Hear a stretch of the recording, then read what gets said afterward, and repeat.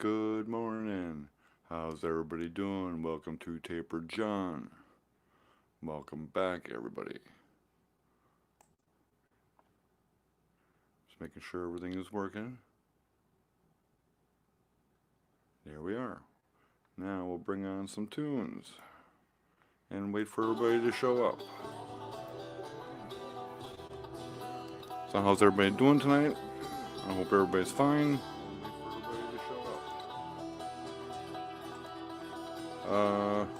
Last night, well, first off, let's do some bird toast and jam. The intro to Taper John.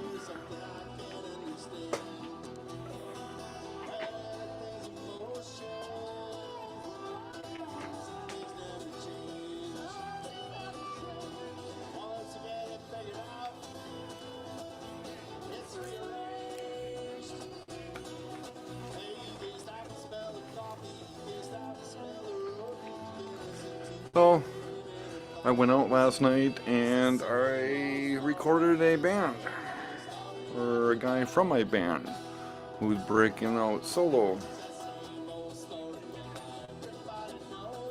And set it up. I knew the sound man that was there, and asked him the password, so on and so forth. And ready to go live streaming. And now Streamlabs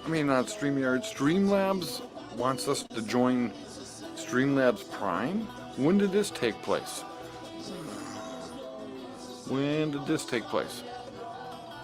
Now I have to pay to actually stream from my phone.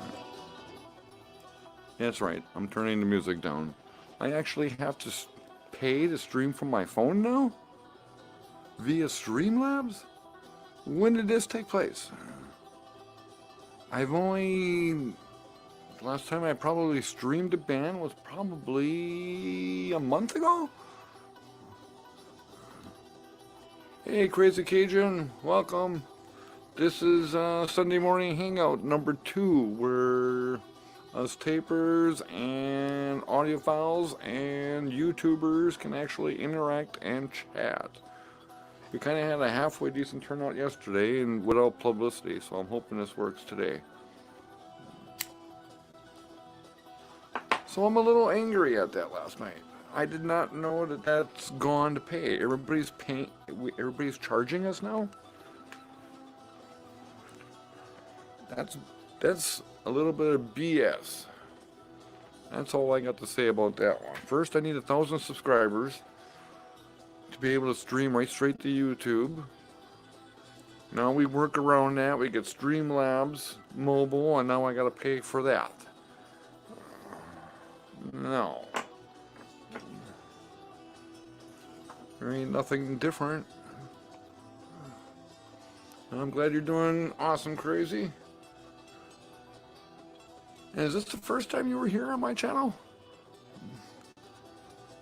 Oh, I can't remember now. And I'm so used to going over by Jim and over here. I see so many faces in the last 2 weeks now, I forget if you've ever been here. But if you haven't, welcome. Welcome to Taper John. I'm going out right now just to share the link here, hoping that some people might be out of bed.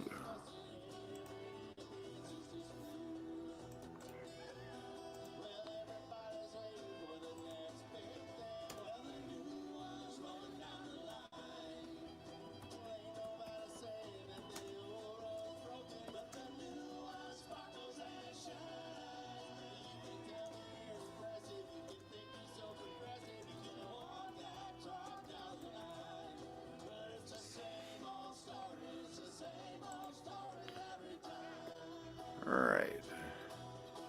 And I'm actually going to look here, see if somebody is awake.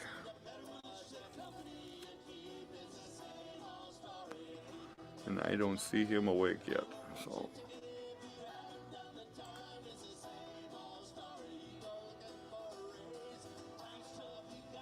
Huh. I went and recorded a band last night, or got a musician last night. Well, welcome to Taper John, crazy. Welcome to Taper John.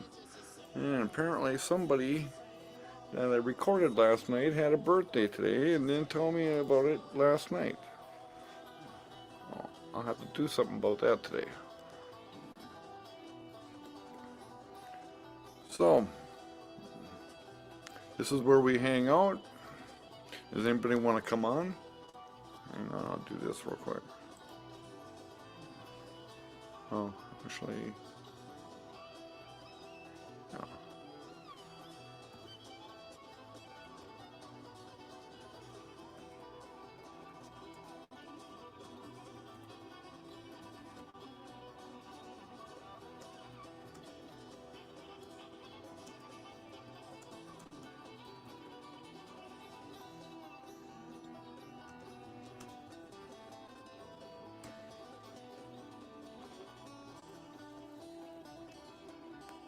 Alright, if you want to come, I just put my email in the chat.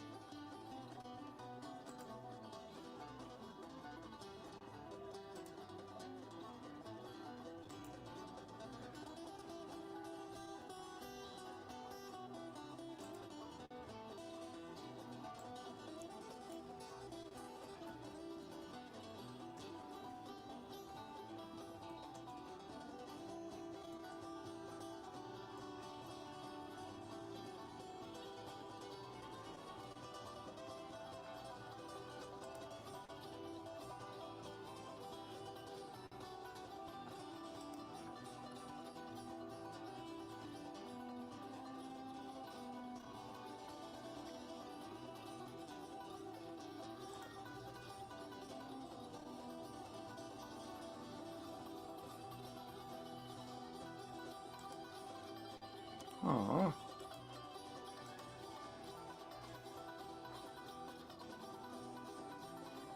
Here we go, hang on.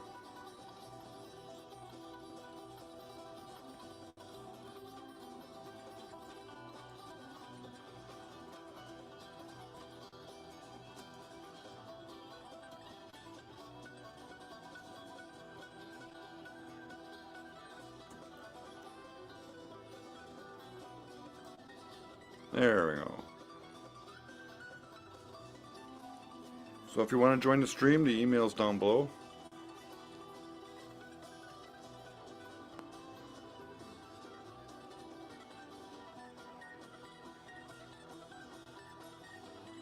So, as of right now, yeah, the only thing that's really on my mind is Streamlabs. I'm a little upset about Streamlabs right now. I did not know they switched to Payne.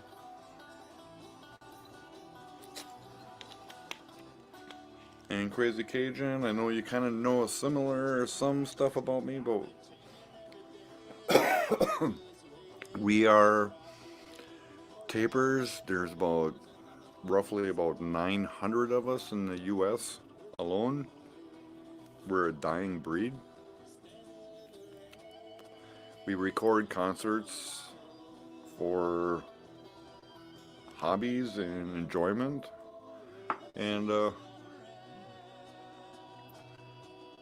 we share our music now with other people. We used to trade and swap via snail mail about 20 years ago, and when the internet came out and progressed a little bit, now we share online.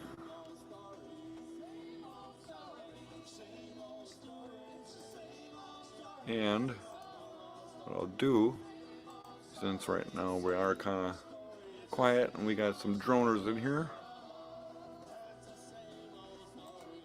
I'll give you a little show.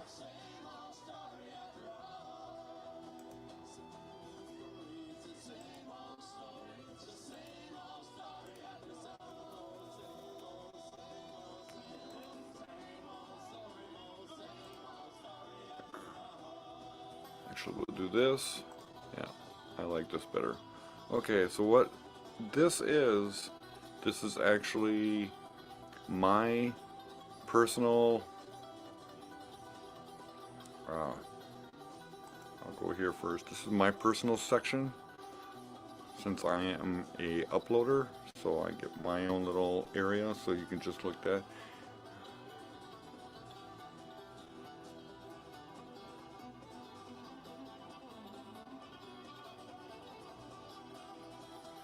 Yeah, I know StreamYard is going after 20 hours a month, but Streamlabs was free for like a year, over a year on a mobile device, and that kind of like messed me up last night. I didn't get no warning about that. So 5 minutes before a show, it's not a very good thing to run into in my book. But anyways, this is archive.org. This is actually an internet library. Internet Archive is a non-profit library of millions of free books, movies, software, music, websites, and more. Okay, here are all the collections. This is archive.org. And I'll go directly to my channel. I'm not the only uploader here, but this is all mine. I don't like showing other people's stuff. So this is pretty much my own collection right here. I am Tie-Dye Taper John. And these are actually live concerts. My most recent one is last night, but I'm working on documentation to be up here first. Pigeons Playing Ping Pong. Armchair Boogie is a local band here in Wisconsin, and they're gaining popularity. Sometimes I take a little bit of credit for that.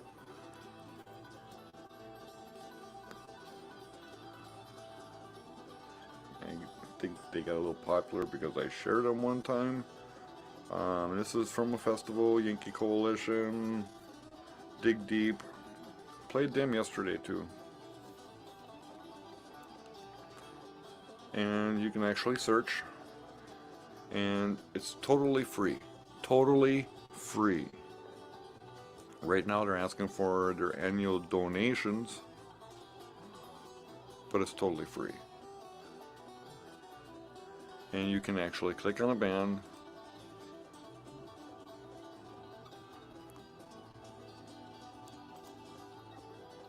are you ready? Are you ready? I'm playing right from the internet, and I'm streaming it to you as well.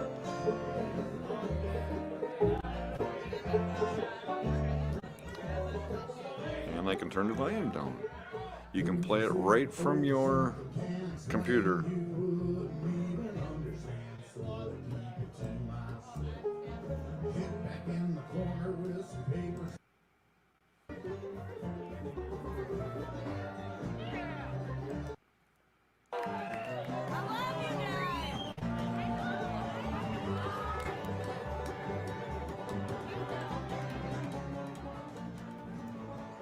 And you can actually go down here, like I said, this is a little built-in player.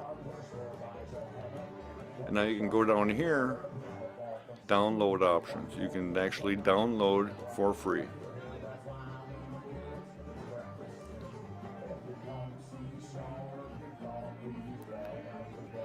And it gives you all my stats,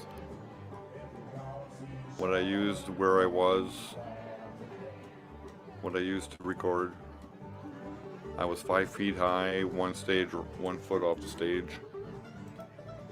I used the Avitone cardioid pattern microphone into the sound devices 552 and processed it through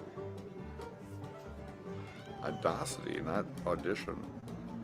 I have to change that one.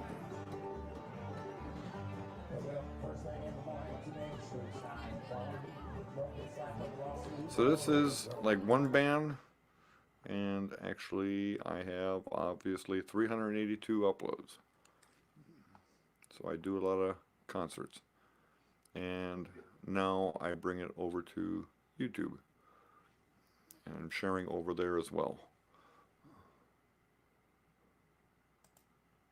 So that is archive.org, internet-based library. I should probably keep on playing music, huh?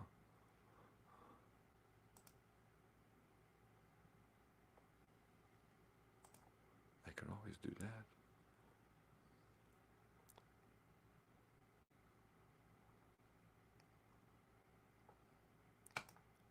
I can do this.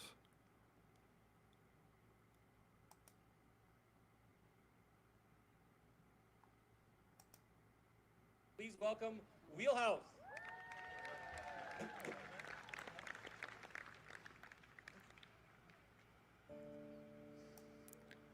So this will be an actual live concert. We're going to be listening to right now Wheelhouse.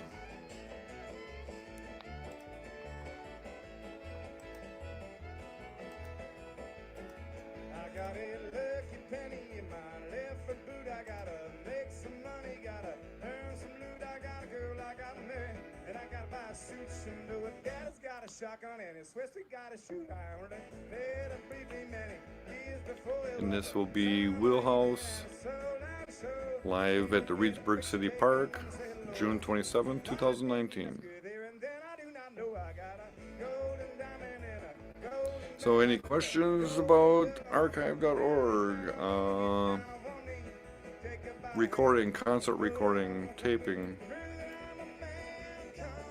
and like I said, if you want to join,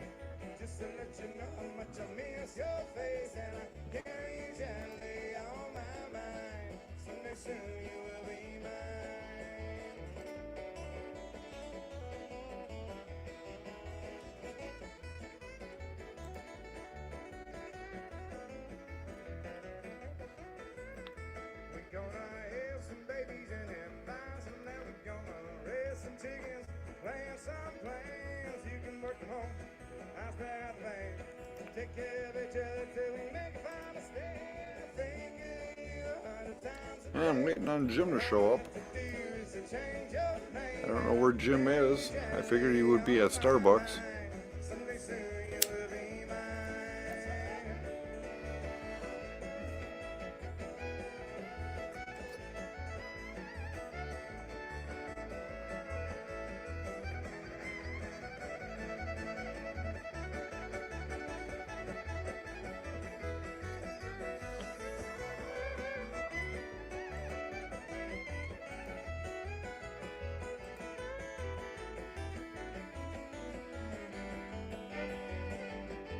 I got that lucky penny and it brings me hope more than a psychic reading or a horoscope. Gonna I'm airline and fly to Vegas and elope.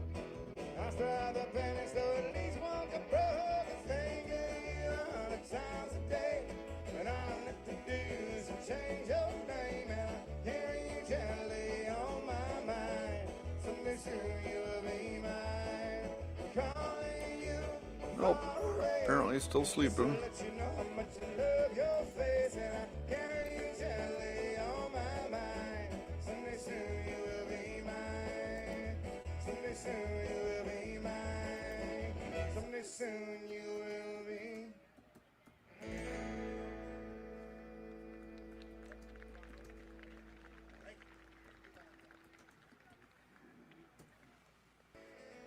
All right. Hopefully his phone will beep and he will wake up. Alright, yeah, definitely check it out. You might find some bands there that you actually do like. A lot of local bands, a lot of big names. Depends on what kind of music you like. They have to be taper friendly to be listed up there.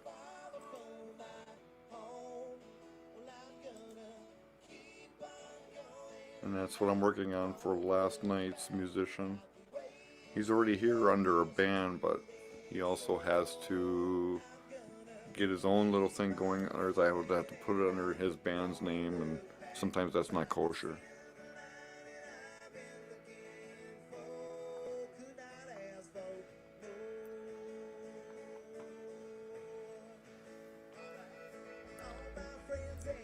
So this band here is a Wisconsin local from the Madison area.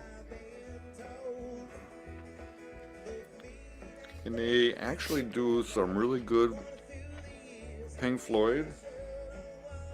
and they actually have a lot of good original tunes. And I'm sorry, the bass player is new on this one, and he learned really fast, and he's really young. He's not old like us.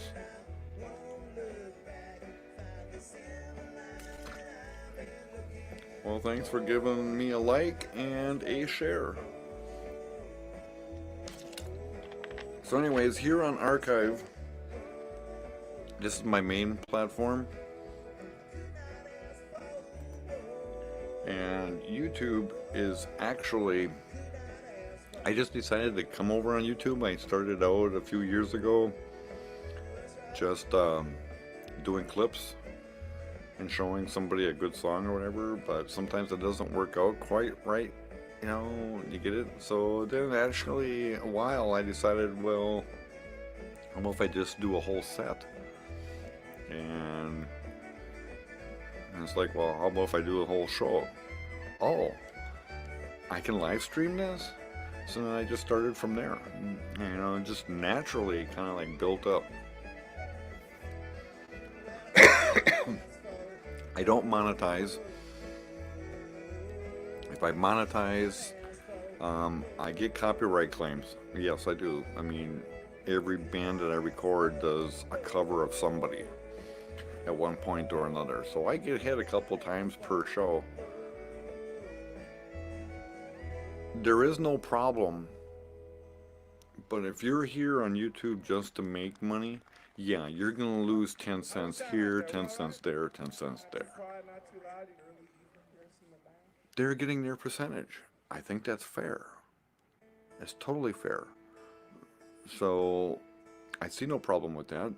If I went out and did something like this and didn't share it online, I would go out and buy a USB drive and say, here's the recording, here you go. I would charge them $20 for the USB drive. But don't you think I should pay the band something? I mean, they played the music. If I make money off of their stuff, I believe I owe them something. Here on YouTube, well, I'm promoting them and they're getting their copyrights. So, in my opinion, I'm not doing nothing wrong. They're just getting their share and I don't have to worry about it out of my pocket. So, we're good. And every band that I record, they are taper friendly and I actually have permission. They know I'm there. So, I don't think YouTube will have a problem with me.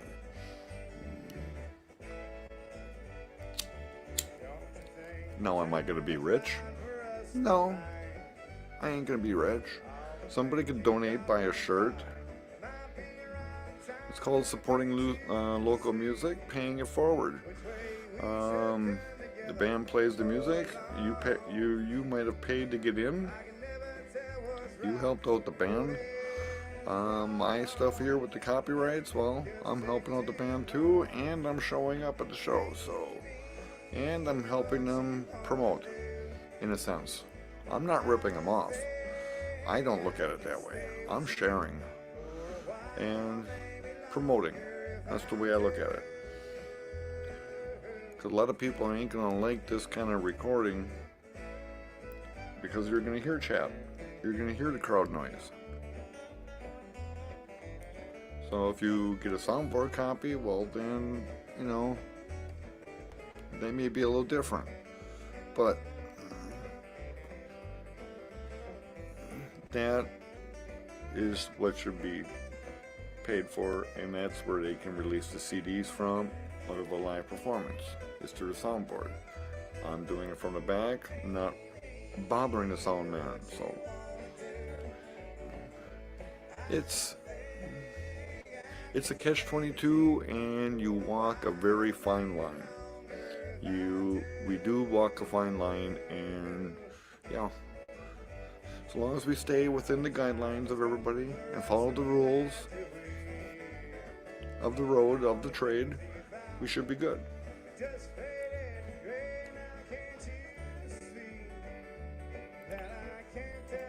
So that's the taper mentality.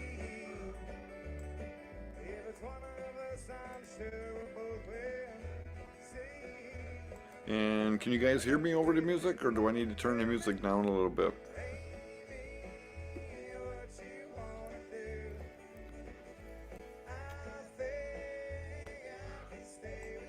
And Crazy Cajun, if you're still in the house.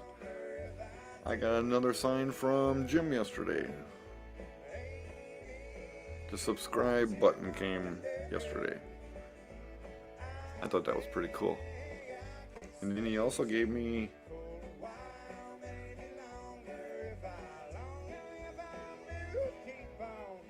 one of these as well.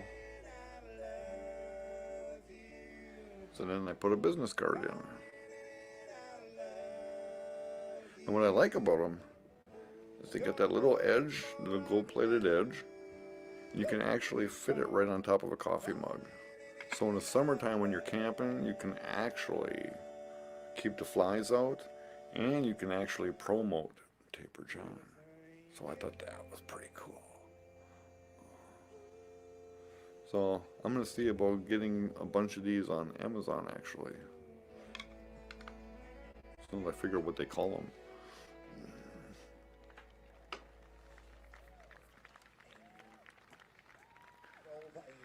So I messaged a friend of mine out in California to see if he wanted to join in.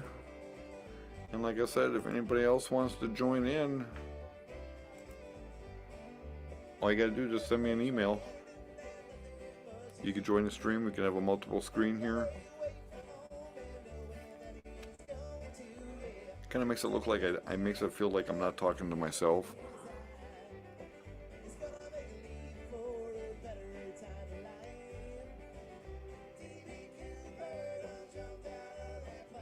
And then I'm uploading one video right now, the last one from last night. So a lot of people might have mistaken this program for one of my uploads, and after they got 4 notifications, they probably like blew me off. So, and it's Sunday morning.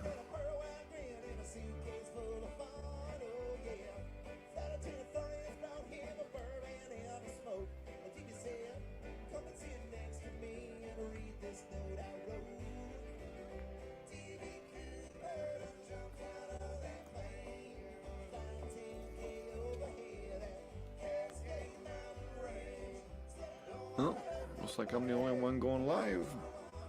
Everybody must be sleeping yet. So, Crazy Cajun, what are you doing right now? It's early. Are you making breakfast?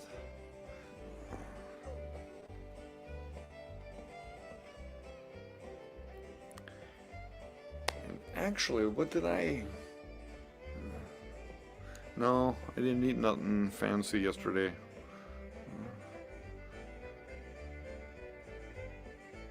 I'm trying to think of what I all had. I know we ate out somewhere, but nothing fancy, nothing to really brag about.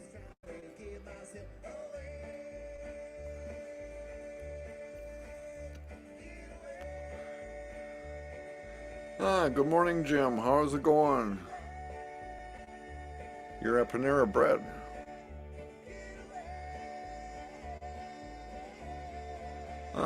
Yeah. And the thing is, I couldn't live stream like I wanted to, so I uploaded while I was sleeping last night. So I got a funny feeling a lot of people ain't coming on here because I already uploaded, and they were probably already heard 4 notifications and kind of blew me off today. That's fine, as long as I'm getting my work done. Not too worried about that. Live streams can be replayed. But right now we're listening to Wheelhouse from June 27th, 2019. Free music in the park. So I was there for free music in the park. Make it worth a living. A guitar that tunes good and firm, feeling women. Well, I don't need my name in the marquee light. I got my song and I got you with me night. Maybe it's time we got back. Basics of love. Good looking box exams, Willie and Waylon and the boys. Okay, so catch you later, Jim. Successful life of living's got us feeling like See you when you get home.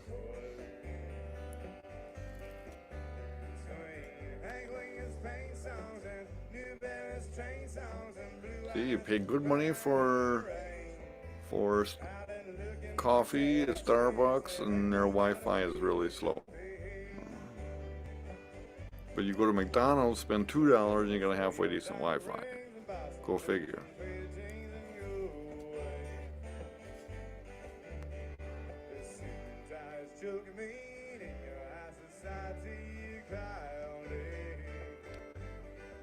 Bye, Jim. So, I do know that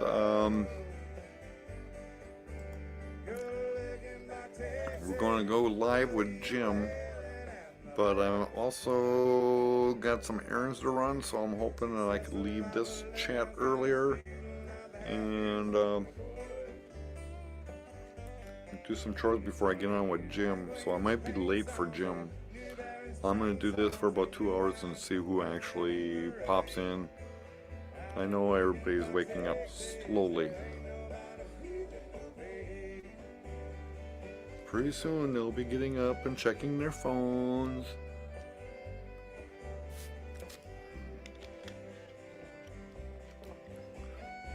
So, since it's morning, might as well do the wake and bake. I am waking up right now myself. It's kind of chilly back here in the office too.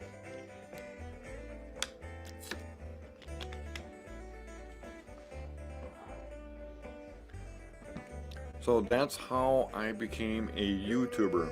I went over from archive.org and decided to go over to YouTube and give my audio files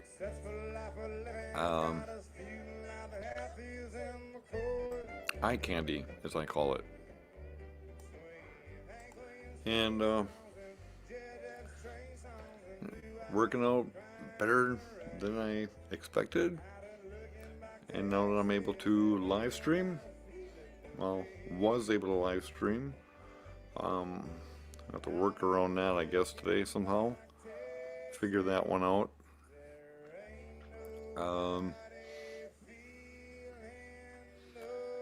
This is where I stand today.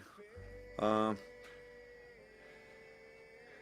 YouTube is actually a second platform. And what is difficult is that my followers are used to me on archive. So it's hard to bring those people over to YouTube, but yet they'll use YouTube for searches and stuff.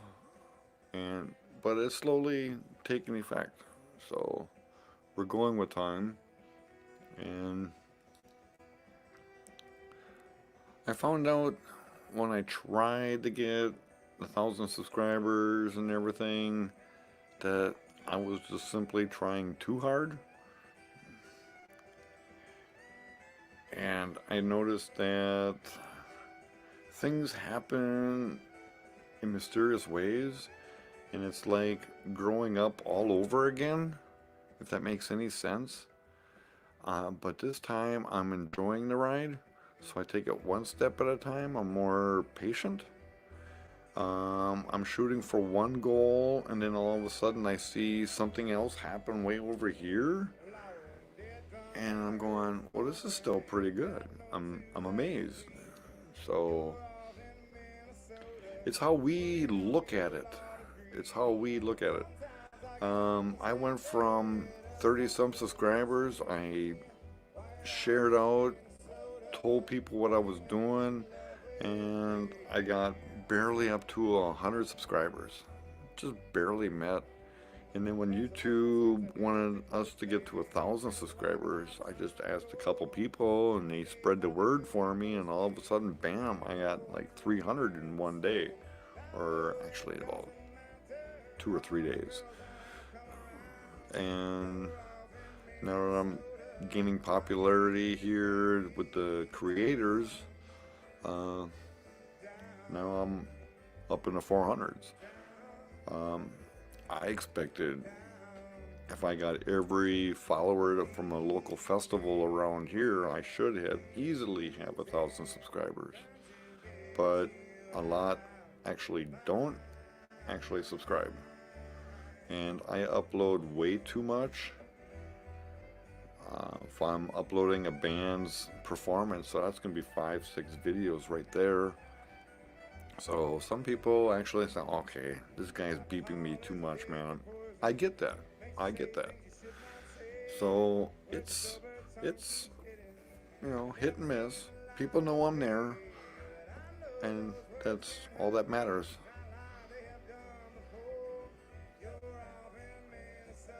So that's why my count is low, but I get publicity and stuff like that, and good karma happens, so it'll all happen. And I'm actually getting some of my followers from Archive over here, actually checking it out. And what people are not understanding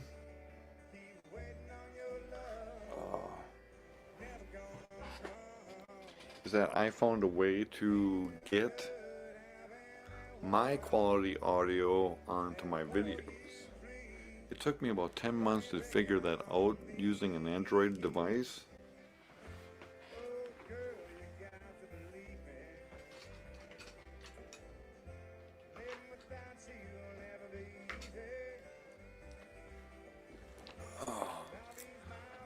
I'm getting old.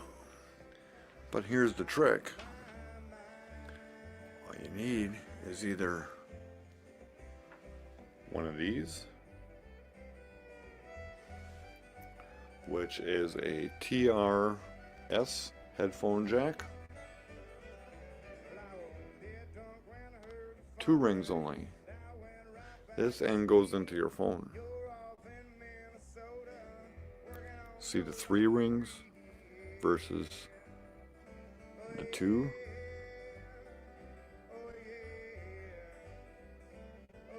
See the difference? This is analog. I only use it for live streaming.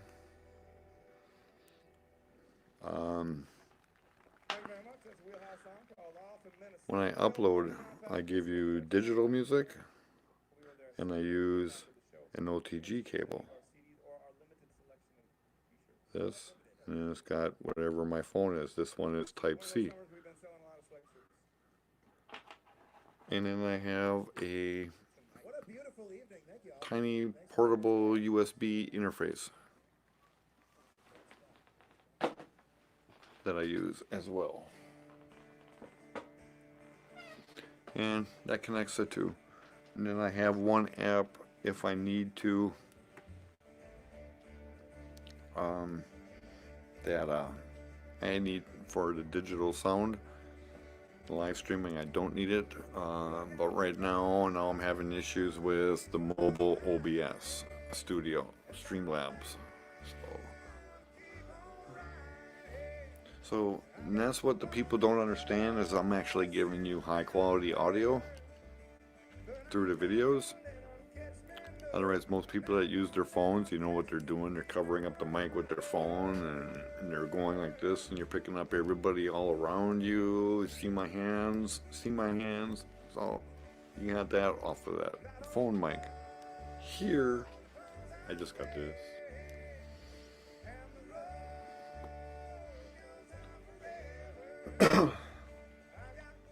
So that's the trick. But that's what a lot of people actually don't understand. That's what I'm doing. So that's what makes it unique. Now I have further work to do here. We gotta figure that one out. Looks like I may have to fork out some cash.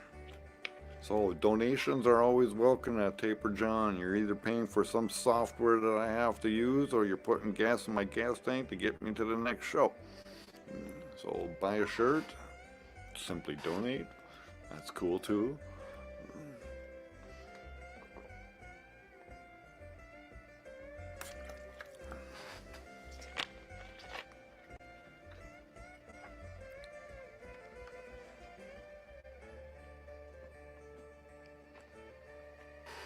So, yeah, I'll have to research that later. Not too upset. So, Crazy Cajun, you don't want to join, huh?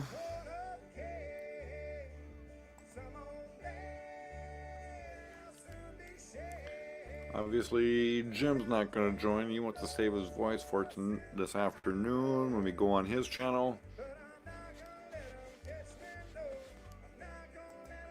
And he's got bad bandwidth.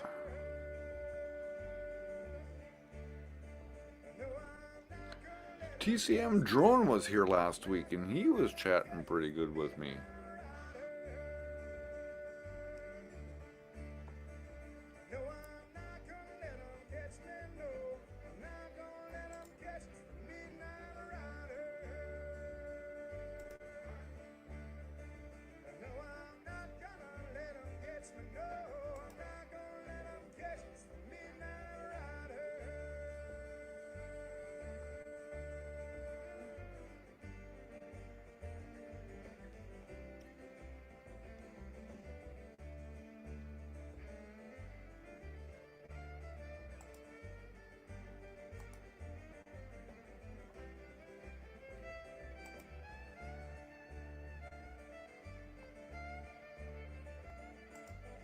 Just checking the emails.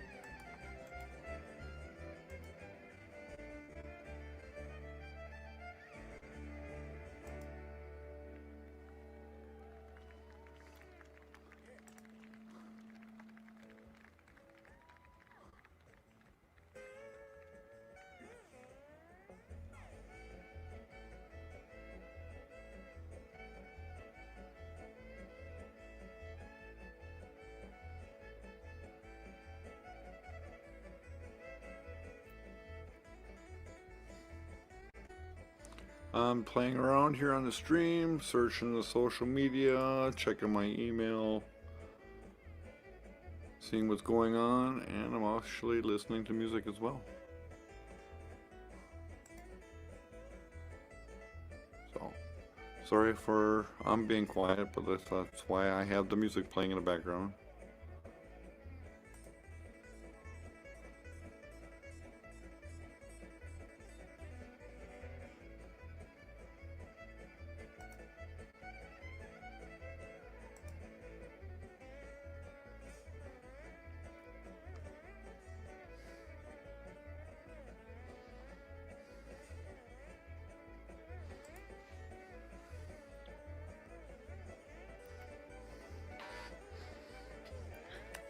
So, Crazy Cajun, did I tell you about yesterday's show? What I have for a stream on Saturday mornings?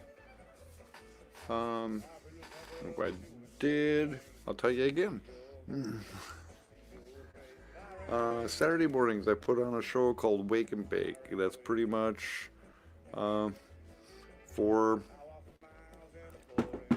the audiophiles, where I play a show from the past, either something I haven't shared or something that we just listened to not so far in the old future, and we play it back and just have some fun and remember what we've just went to. And that's pretty much just for the audiophiles and the people who just love listening to music. A lot of the followers there will join in and just listen. They'll go back to either making breakfast or doing their household chores or doing something else. They don't hang out in the chat, but they actually do something while they're listening to the music, like the old days when we listened to radios. So that's what we do on Saturdays. And if you guys want to chat, we chat in the chat room. Here on Sundays, it's Sunday morning hangout going down. I can bring you up on screen. This is the multi screen. We can bring like 4 guests on, I believe. I lower the music, and then we can chat about this. We can chat about that, because we all learn from each other.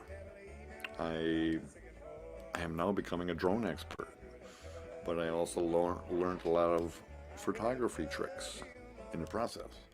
So we pick up on things other channels are doing, and we try to implement them in our own.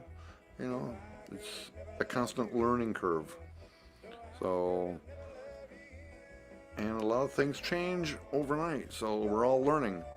Hey, Moonset Valley, Dwayne, how's it going? You missed about 3 songs after you left last night. Uploading the last video right now. I already got 4 of them uploaded. I will edit them as soon as I'm done with this. Welcome back. We're playing Wheelhouse, actually, from June 29th, 2019.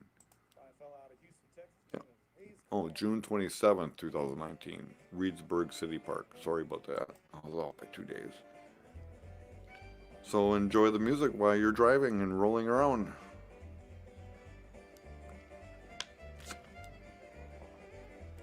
Thanks for stopping in. Nice seeing you and the missus last night, too.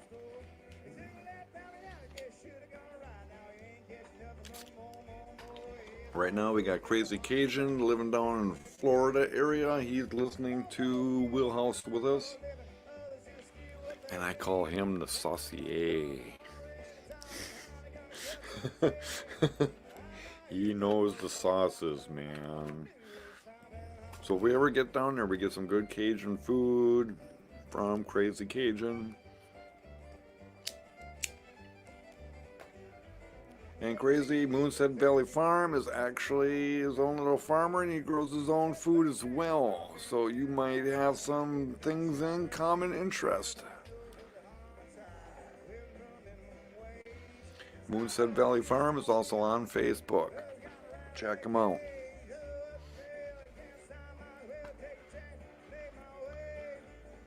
And so back to Sunday morning hangouts going down. We play music, but I will lower the music so we can chit chat. Kind of like be somewhat of a talk radio. We can talk about the old days. We can talk about something about YouTube. We can talk about the concert that we did last night. We can talk about this. We can talk about Moonset Valley. You can join the chat. Interactive. We're pretty much interacting with YouTube creators and audiophiles. And I'm throwing some good local music in between. So, last week we had a pretty good turnout. We had like 33 viewers pretty much while we were streaming. So, I mean, I thought I'd try it, and wow. And it came out pretty good, so I'm trying it today, but I got a funny feeling a lot of people are sleeping in right now, which is fine. It's only the second time, so.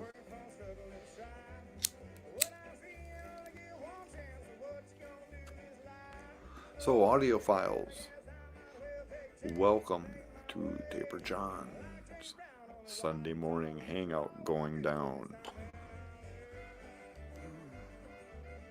YouTube creators, welcome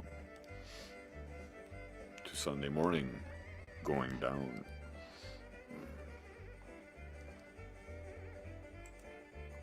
Turn the music up for a little bit.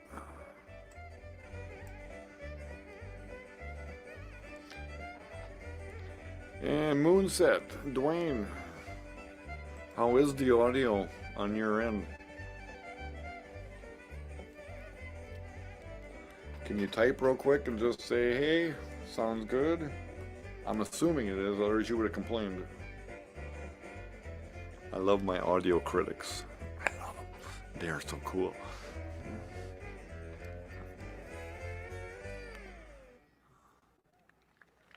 Stomping and hollering.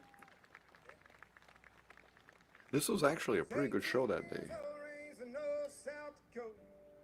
Sun-drenched brown skin, blonde hair.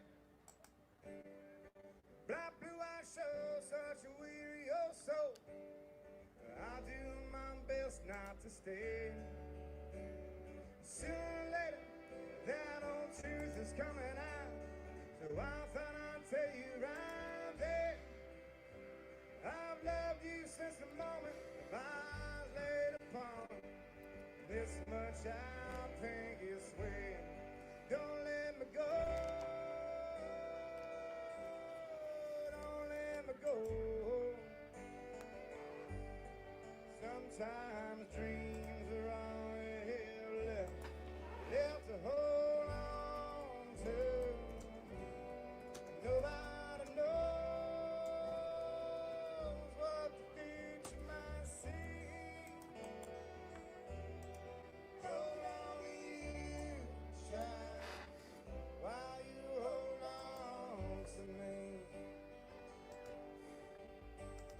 I drove through the night, my mind rest wide. The future came clear with such speed. I raised up a family in a house without a TV. And I called Sorry, your a name. girl just woke up. I know she likes this song, so I'm sharing that out real quick. Stories have an happy ending. Baby, this is one of these. Was never known love like this one before. Shame is it's all in a dream. Don't let me go. Don't let me go.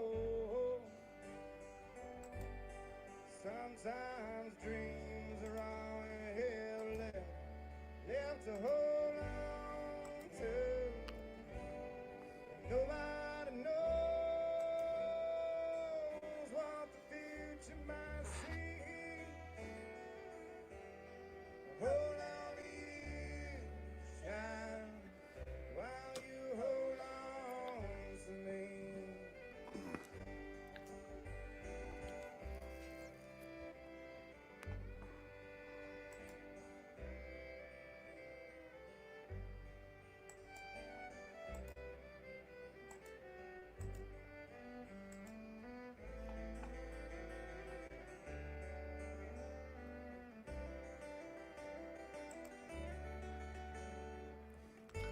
I look a little pixelated over here on YouTube, but I look perfect here in StreamYard.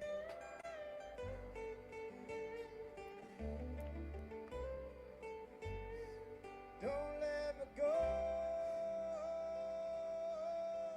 Don't let me go. Sometimes dreams are all you have left to hold on to. Nobody knows what the future might see. So who else is here? Oh yeah, Moonset and Crazy Cajun. Gotcha. While you hold on to me. Thanks for hanging out, guys. Hold on to you, child, while you hold on to me.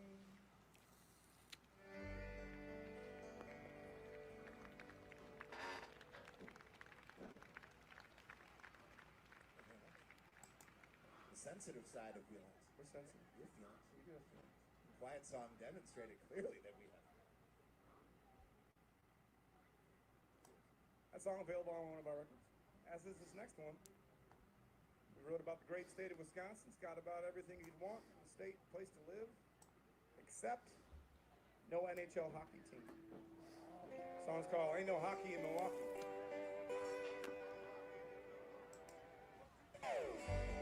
There is no hockey in Milwaukee.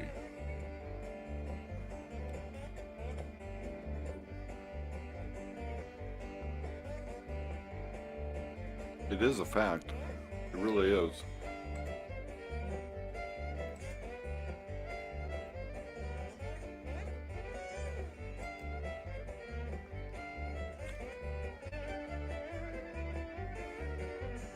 She had season tickets to every wild hockey game. I loved her more than anything, but she did not feel the same.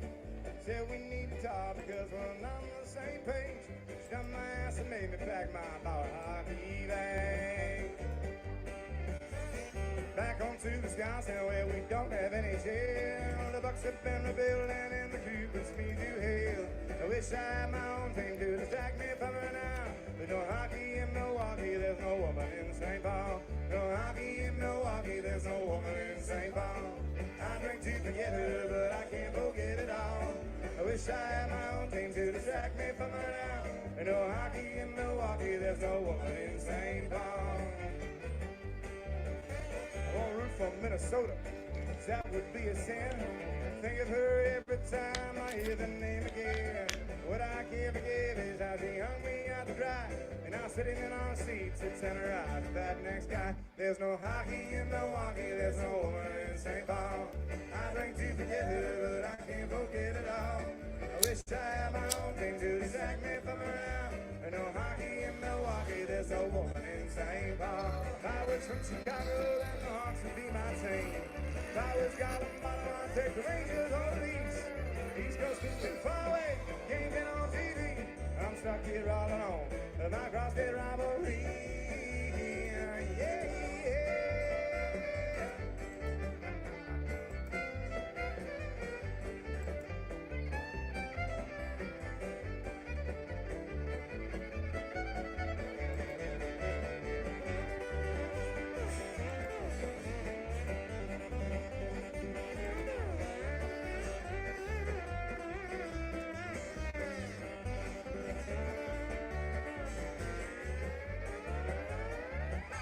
She moved to San Francisco with her infidelity. Years go by, I hope she's getting fat, losing teeth. P is her Wayne Gretzky, I guess I'm Gordy Howe. I'm still here without a team, and she can go there. There's no hockey in Milwaukee, there's no woman in St. Paul. I drink to forget her, but I can't forget it all. I wish I had my own team to distract me from her now. There's no hockey in Milwaukee, there's no woman in St. Paul. Wish I had my own team to distract me from her now. There's no hockey in Milwaukee, there's no woman in St. Paul.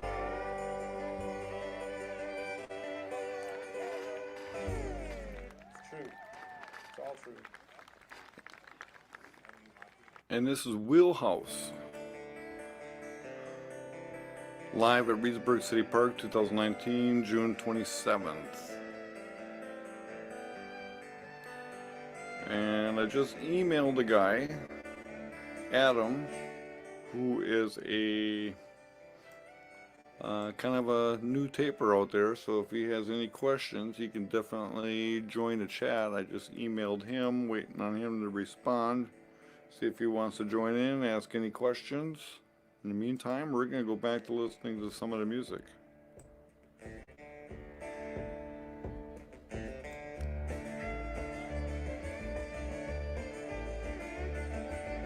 Unless anybody else has anything to talk about.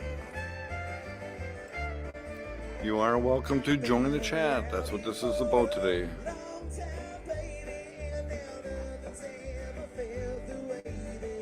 In the meantime, wake and bake.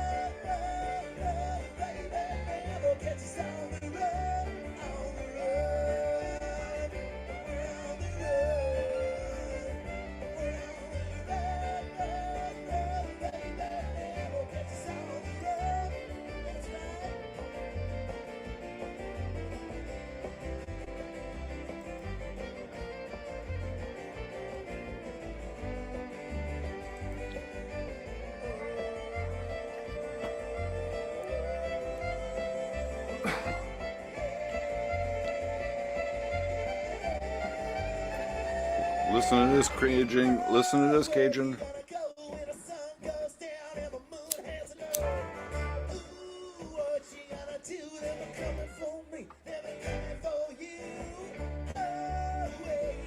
That fiddle is hot. Kenny Laser on the fiddle, man.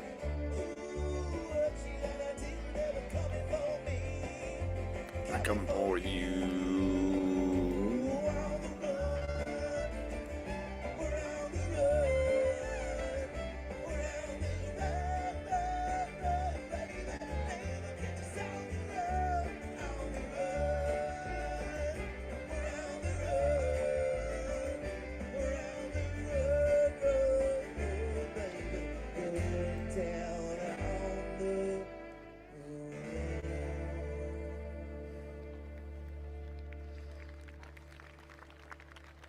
Thank you so much. Wheelhouse hour out there. And that is Wheelhouse. Shh, quiet. Oh no, this is Sunday, not Saturday. Hi. Wake and bake. Oh no, this is Sunday. Sunday morning sidewalk going down. Listen to the wind blow, watch the sun rise.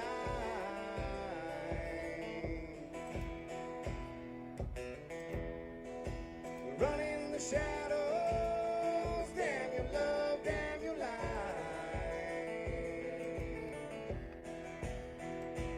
And if you don't love me now, you will never love me again. I can still hear you say you must never break the chain. And if you don't love me now, you'll never love me again. I can still hear you say you must never break the chain.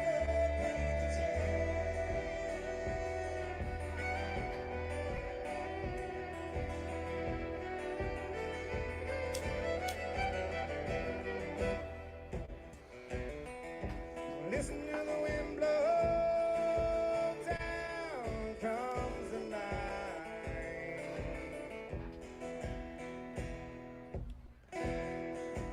Run in the shadows, damn your love, damn your life.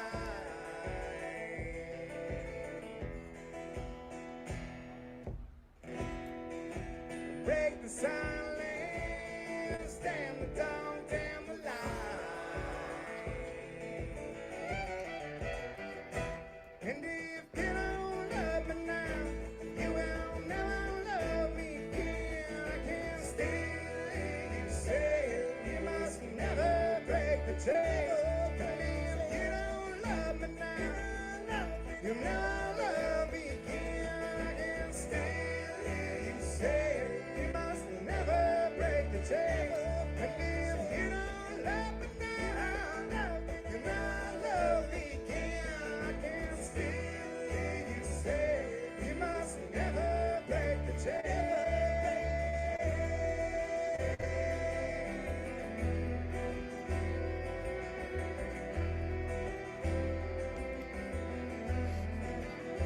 Yeah, that is absolutely correct. That is absolutely correct. This is the one time I don't mind chatterers. So, if anybody has anything to say it now.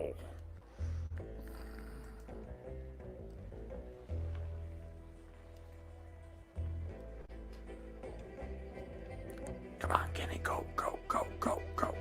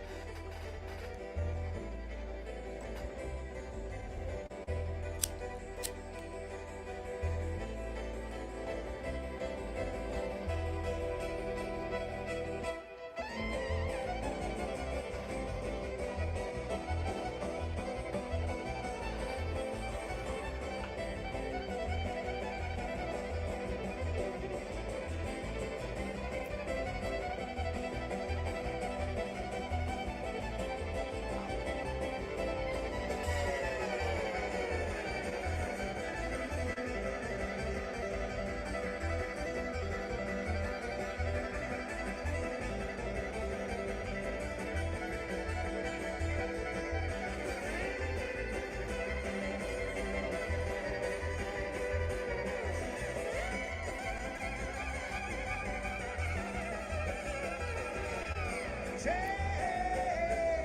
keep us together, running in the shadows. Keep us together, running in the shadows. Keep us together, running in the shadows. Keep us together, running in the shadows. Keep us together. We'll be right back. Go get some hamburgers, hot dogs, popcorn. I'm not Thank you. going nowhere. Welcome back, everybody. Thanks for sticking around. Thanks, everybody that bought a CD or T-shirt, keeping us in business over here.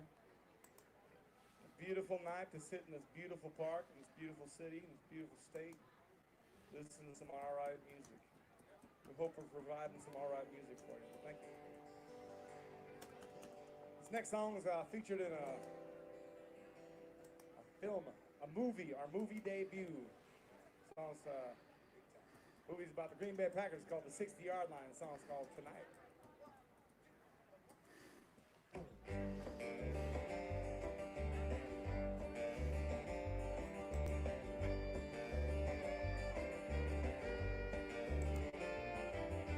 Hey, tell me, baby, now, what was your name? Got a real good feeling that you're feeling the same tonight. Lady, tonight. Ain't nothing wrong with the way that we move. Looking at me as I was looking at you tonight. Lady, tonight. Keep on doing what you're doing. Everything will turn out right. Moon's come up and the sun's come down. What you get for fun in a warm host town. Free as a feather floating on the breeze. We gonna do anything we please tonight. Lady, tonight. Keep on doing what you're doing. Everything will turn out right. Summertime in this heat feels good. You and I and that old road. Don't mean to hurt, I ain't gonna lie. You can't buy love and you can't buy time. Deal with the devil, sold my soul just to have a little time with your love tonight. Lady, tonight. Keep on doing what you're doing. Everything will turn out right.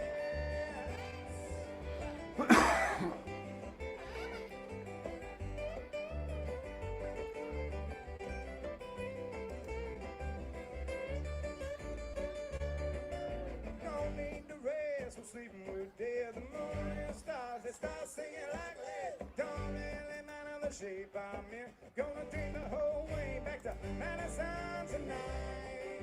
Where? Lady, tonight. Keep on doing what you're doing. Everything will turn out right. Keep on doing what you're doing.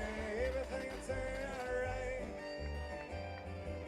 Keep on doing what you're doing, and everything will turn out right.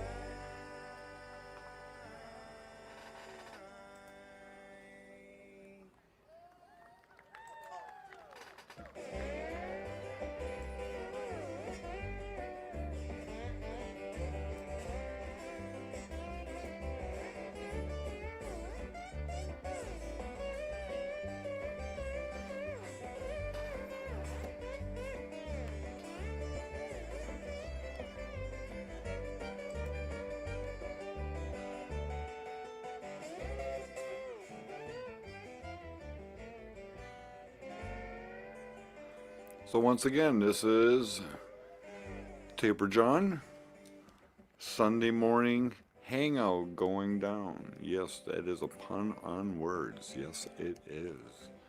And we're playing Wheelhouse from 2019, June 27th in Reedsburg, Wisconsin in the city park for free. And this is interactive chat. I can bring you on screen. We can chat about tape, and we can talk about music. We can talk about YouTube creations. You got it. We have the people here, and we know how to get the ball rolling. I see a few people are starting to wake up now. So that's a good thing. So we're going to take this and we're going to go see how far we can go with it until it's time for me to do my daily thing.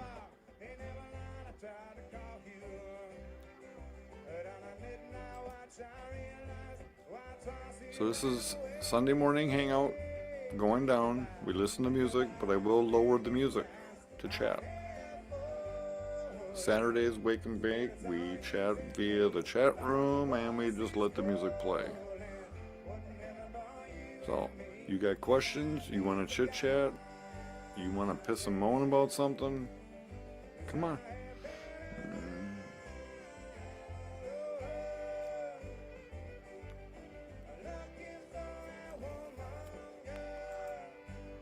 Back to the music.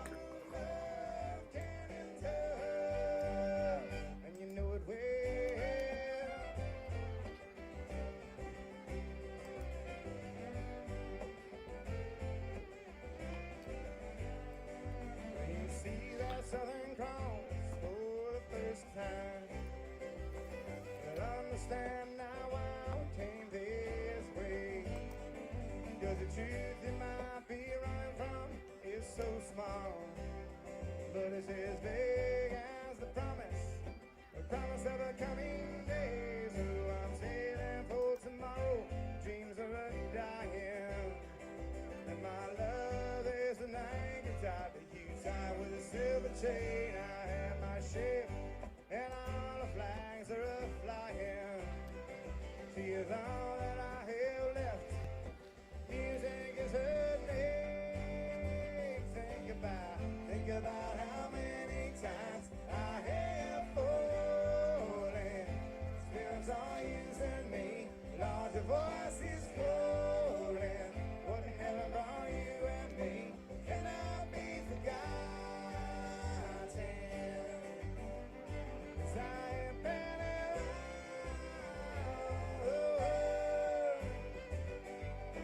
looking for that woman, girl, who no love can endure, and you know it well.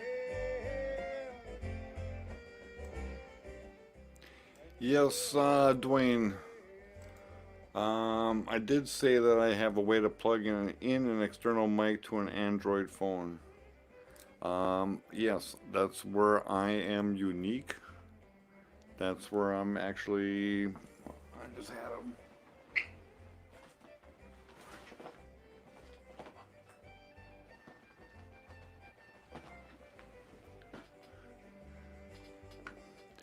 I use I don't know if you can actually see the screen or not, but I use one of these.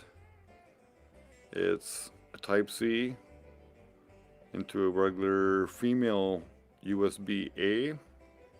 Depending on your phone, I have a micro USB as well. And for the old Note 3, I also have a 3.0 where I do the same thing. So I have one for every phone. USB 3.0, Microsoft B. I think I finally got rid of my Microsoft A one, or the Mini. The Mini I still have. So yeah, that's how I do it for live streaming with the OBS that I be using for on my phone. I had to go analog, and that's what I was doing for like the last 6 months for my live streams. And if you look at the cables, if you can, see if I can bring this up real quick. There we go. There. You notice the gray angle has the 3 prongs that goes into the phone, and the 2 prongs actually goes into your headphone jack on the recorder. That's what I use to come out of my recorder. You can actually plug in a mic right straight into the headphone jack, But a lot of times that may not work, and those mics are very cheap, so you get what you pay for. So I'm actually getting my high quality audio into the phone videos, yes. Now, what did I do with that OTG? There it is.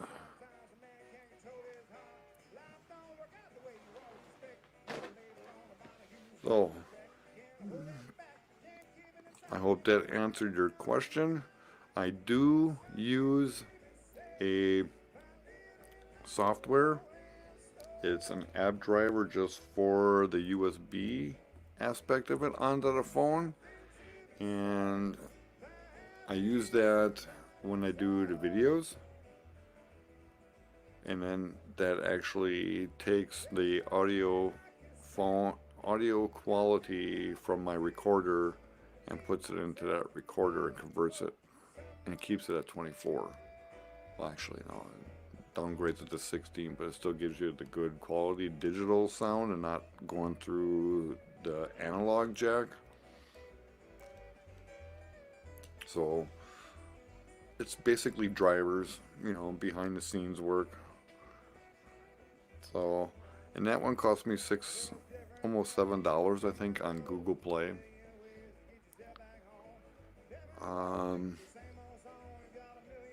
And it does work.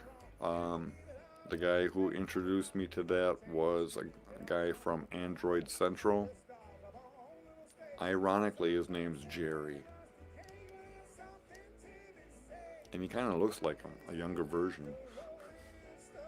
So, he's the one that helped me out get that started, and when I bought the little USB interface that I needed for that, it actually worked.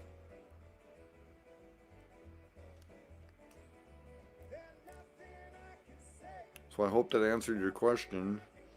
Let me know if you need to know anything more, and actually let me know what you actually intend to do, and I could probably be more specific. The more information I have, probably the better I'll be able to help. So tell me what you want to do with it, and we'll go from there.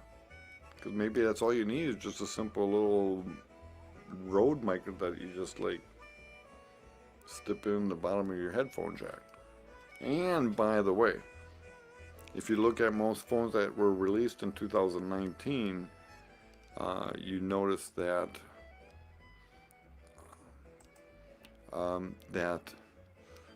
the headphone jacks are gone.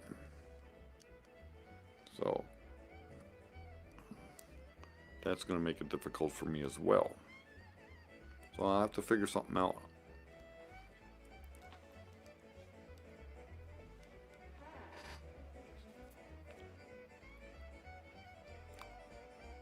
I thought about it at a few times last year about buying a webcam and actually using my laptop when I live stream.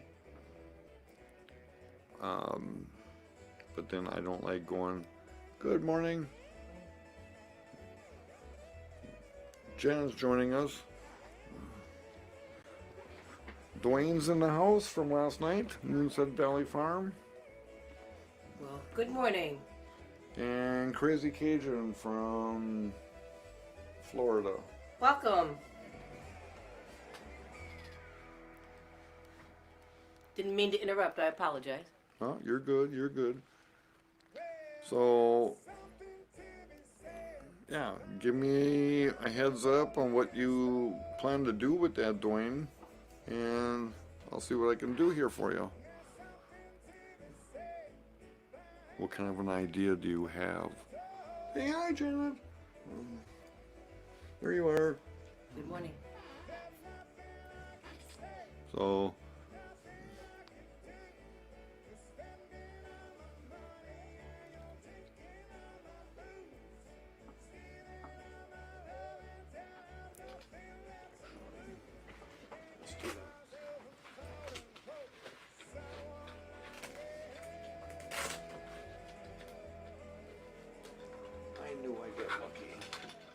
I get lucky.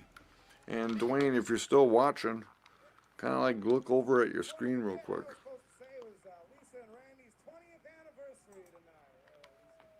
here is a little USB interface. I paid like $25 for it. And what's nice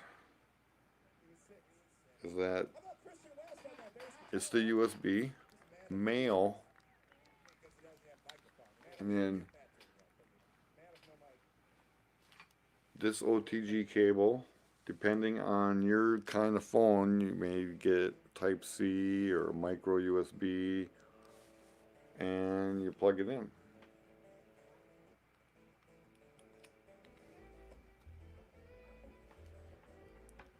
And you plug it into this, and then you take a patch cable.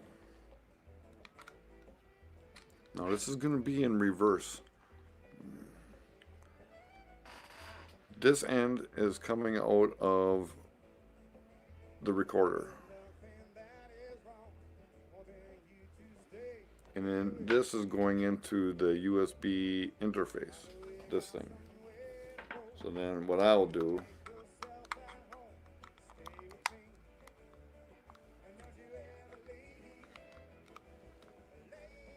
so this is coming from the recorder, going in here.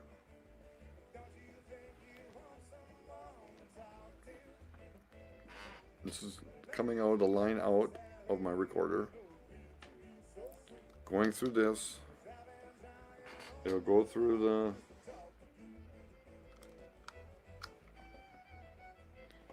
and this will connect to your phone. It's going into your phone.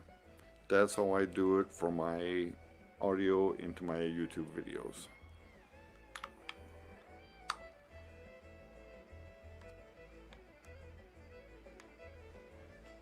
And it only cost me a total of, with this, $25, and the software to put on my phone, $7. So under $30, I had it solved, and I got lucky. I did, because I did buy a Yamaha mixer for $200, thinking that would be good, but it's only good for my laptop. I could use it with my phone only, but as a taper, you know, that's kind of like bulky, and so this made it real simple, and all I needed was my recorder, and I was good. But for my laptop and stuff, that's when I used the Yamaha mixer.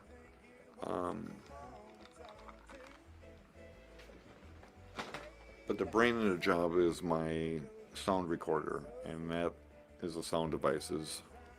I can't go anything less than sound devices. It's like doing cocaine and then going down to baking soda. That just doesn't work. I'm not trying to be arrogant or conceited, but why drive a Cadillac and then go down to a Ford Focus? That's kind of like adjusting something terribly fierce the wrong way. So once I got turned on the sound devices, there's no way I could turn back. So I mean, there's nothing wrong with Tascam's recorders. There's nothing wrong with them at all.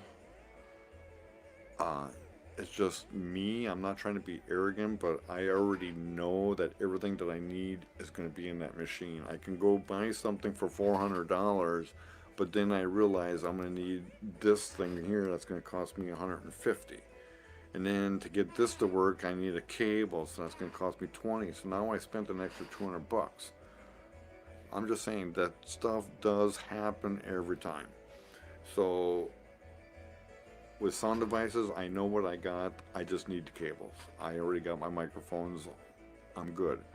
So I pay a little bit more. I know what the machine is. You can get the same thing out of a Tascam. Don't get me wrong. Don't get me wrong. But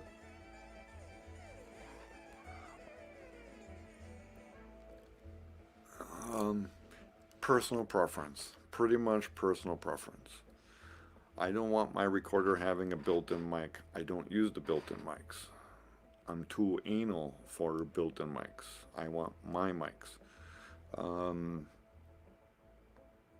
So to me, spending $400 and I can't take these microphones off, and it's like, now it's just going to cause dust in there and get something dirty. Why do I need this? To me, it's a waste of space. So stuff like that, that boils down to personal preference. But I know a lot of people who actually enjoy that. So a lot of bands actually use Tascams themselves, but they normally use that just to patch in a board feed. And that's where a good Tascam is. So why put the microphones on there? That's where I think weird. So once I went to Sound Devices, I got everything in there perfect, high quality, sturdy build. It won't break when I drop it on the ground or some drunk knocks everything over. So that's why I use Sound Devices, and I don't mean to sound arrogant or conceited in any way or cut Tascam users. That's not my intention. I'm just saying I can't go from here and then go down here. I worked too hard to get up to this level, so, and I invested a lot. Boy, did I ever. Janet even helped. I tried. Yes, I did. All for a good cause. Yes, I get rants and rave, but she sees what the work is, and so I appreciate that. So yes, I am a proud owner of 2 sound devices. I got an old 552, and I can take that to a pawn shop and sell that for $2,500 easy. But I still like my 552. But the Mix Pre is like the ultimate, and it's tiny, it's lightweight. To me, it does perfect. And I'm being messaged here.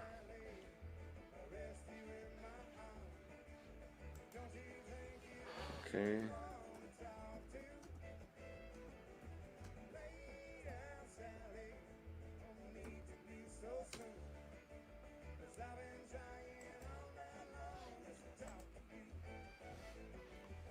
So, any more questions on that?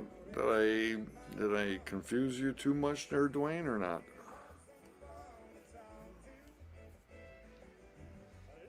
I can rant and rave about my gear. I mean, a taper always loves talking about his gear.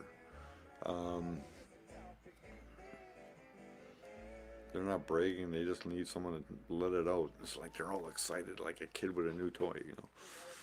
Even though they've been using it for a couple of years, it's like, yeah, but now I figured this out. I learned how to do this. This is really neat how you do it this way. So we always love talking about our gear.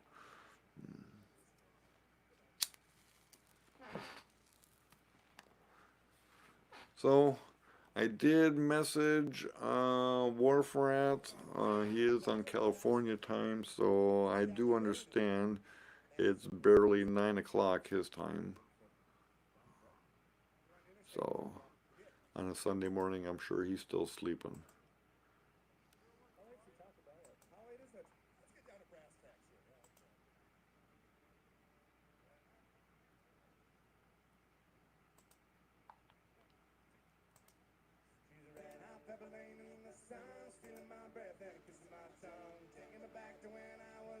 So who do we all have in the house tonight? I see 4 viewers. I know Dwayne and Crazy Cajun are here.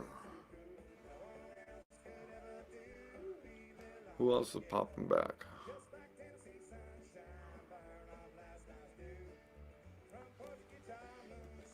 So why'd you guys leave so early last night, Dwayne?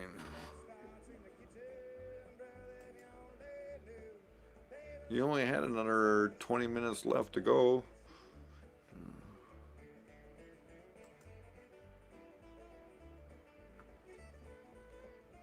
Hardly made the drive.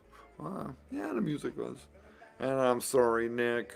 He screwed up a couple times during Deep Ellum. I let that slide. But the Casey Jones that you did last night, you messed up a couple times.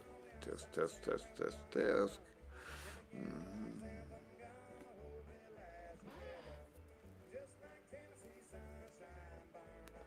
But that's okay. I like that. I like that when you guys make mistakes. I can burn you on it, and it shows that I'm actually paying attention. So it's actually a good thing, because most people are talking and talking. I was actually listening. It doesn't look like I'm listening, but I am. Ain't I right, Janet? Very, yeah. He's got those eyes watching. Oh yeah, and the ears are. Oh, Mostly the ears, not so much the eyes. yeah. What's that I didn't hear? No, that doesn't belong there. How'd that get in there? Oh, I see what they're doing. Okay. So yeah.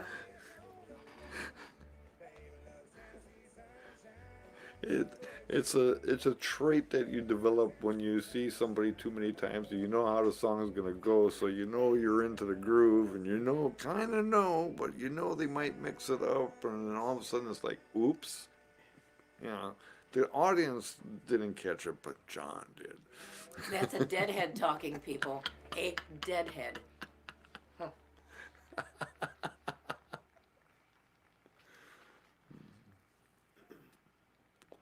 Yes, I get quirky in my old age. How about the church over the Pentecostal church making hamburgers and hot dogs and pickles on a stick? Stick pickles, I had two. It's a really complicated recipe for stick pickles. Stickles on a stick. Yeah, pickles on a stick. What the heck is up with that? Stickles? Yeah. Pick stickles? Frank had a stickle earlier. I had a double. I made it double. Doubler. The big pickle, as they call it. Anyways, they combined requested a song together. So we're going to play that song for them right now.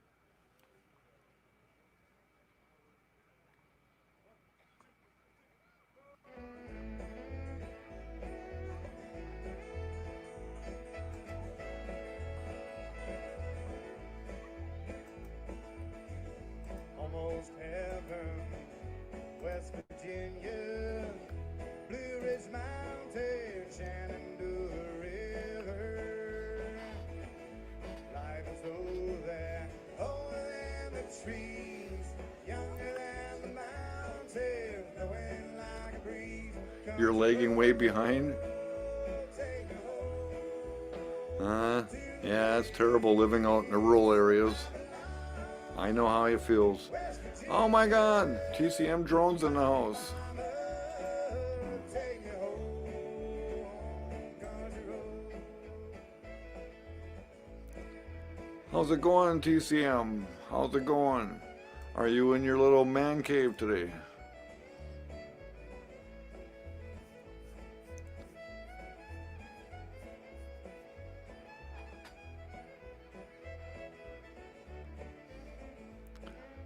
And I don't mind the leg. I understand the leg. I understand the leg there, Dwayne. I know how that goes. Dark and dusty, painted on the sky. Miss the taste of moonshine, sit up in my country road. Take me home So what's new, TCM? to the place I belong. Always in the man cave. I kind of thought so. Mama, take me home, country road. Well, here's some tunes for you while you're working. What are you working on, the drones or the guitars? In the morning she calls me, radio reminds me of my home far away. Driving down the road, I get the feeling I should have been home yesterday, country road. Yeah, and Dwayne, I understand the leg. Back to you on that. Yeah, if there's anything else that you need to ask away in due time. If it comes back to you, yeah, let me know. Keep me posted. I hope I didn't overwhelm you in knowledge or information. Drones today for TCM. Working in the man cave on drones today. And Wheelhouse playing Country Road, John Denver. Take me home.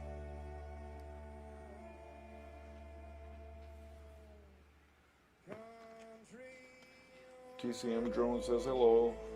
I see you said hello twice. Thank you, and hello and good morning to you again. Thank you for acknowledging me. I appreciate it. Yes, this sweetheart. Like John Denver could have been singing about Reedsburg, you know, minus the mountains and the pole. It's a beautiful spot. We don't know that there's not cold. Jim was here earlier, We got a new record but he coming out went to at the end of the summer. Fall. This next song is Starbucks this morning, and apparently the internet was really slow, less than 1 megabyte per second. So he decided to leave. My sign came last night. The subscribe sign came last night, so that was pretty cool. Yay. Another sign. And he gave me 2 of these. So I had an extra business card lying around, so I put mine in it. These are perfect, I think, for the summertime. Your morning coffee or your beer can, you put this on top of it, it won't slide off, and it keeps the bugs away, and you can actually view my business card at the same time. I thought that was pretty good advertising. So, thanks to Jim, when you catch the replay of this.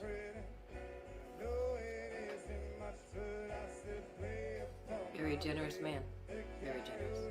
Very kind, very kind. A hippie and doesn't know it.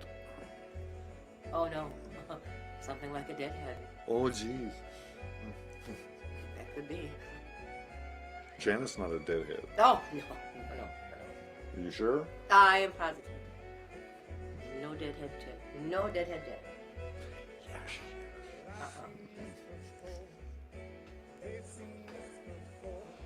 is. So yeah, so now I got the subscribe to Taper John sign all combined together. Ah.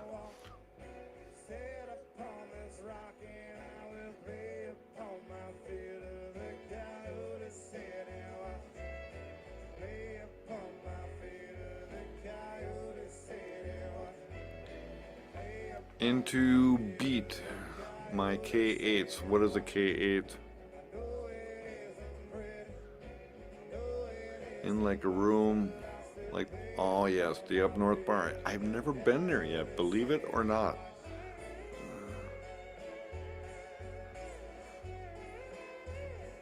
And what are you going to use to power the mic?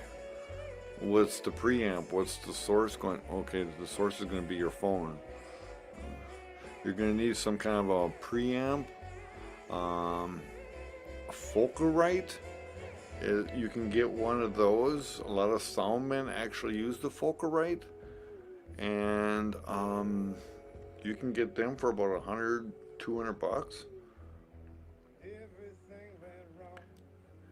So that might be up your alley, because you gotta think about powering the microphone. You're gonna need 48 volt phantom power for a good halfway decent microphone.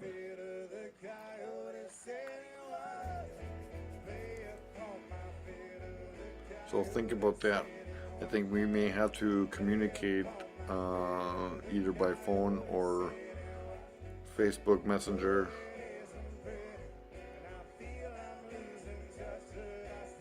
Because yeah, let me know what your plug-in to Beat and your K8s. I'm not sure what those are. So give me a comment there.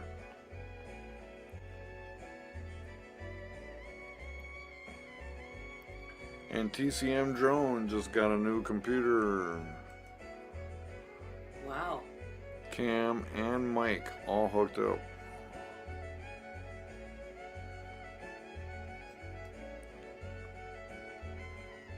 So what kind of computer did you get, TCM?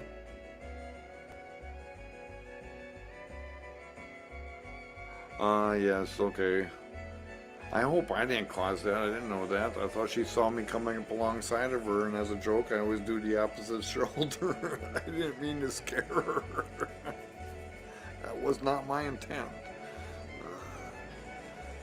So I apologize if I was the cause of that.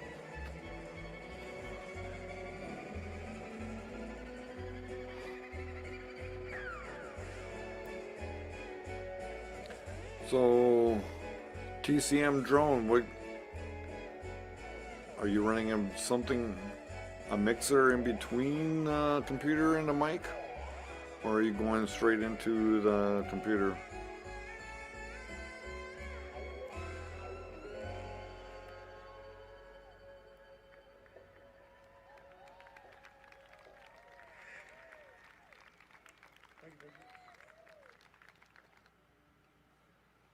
And thank you very much.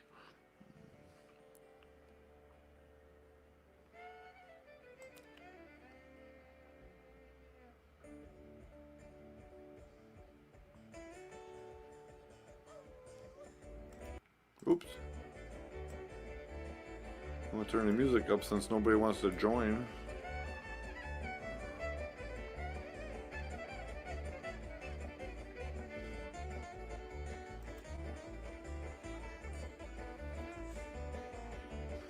Yeah, Jackie and her friend actually left right after you, right at the same time as you and your friend.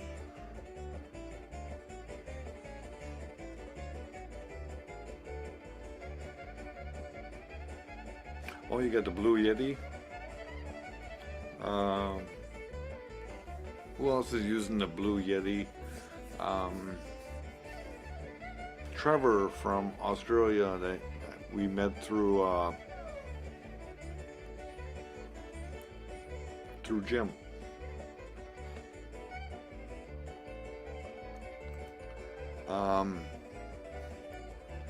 Yeah, he was using the Blue Yeti the other night. Was it yesterday or the Friday night? Friday night. And he kept moving it, and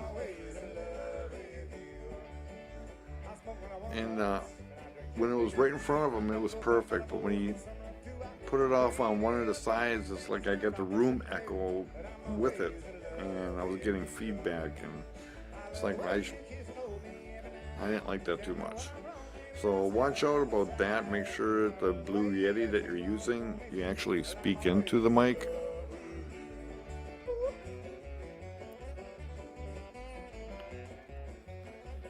Yes, if you want to do that, back to you, Dwayne. Yeah, the shame of entry level. Yes.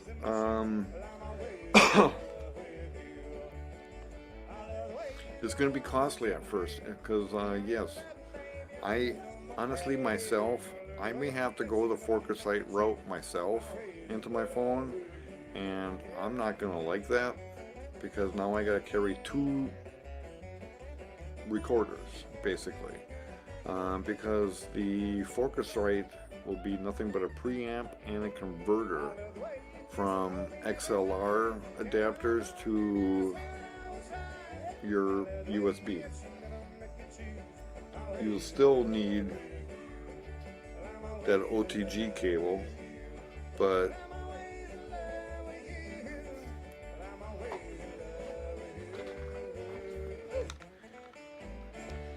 the Focusrite preamp will eliminate this, will be partially this and a preamp. This is not a preamp, this is only USB powered by my phone, and I'm bringing the audio in. So with the Focusrite, I may have to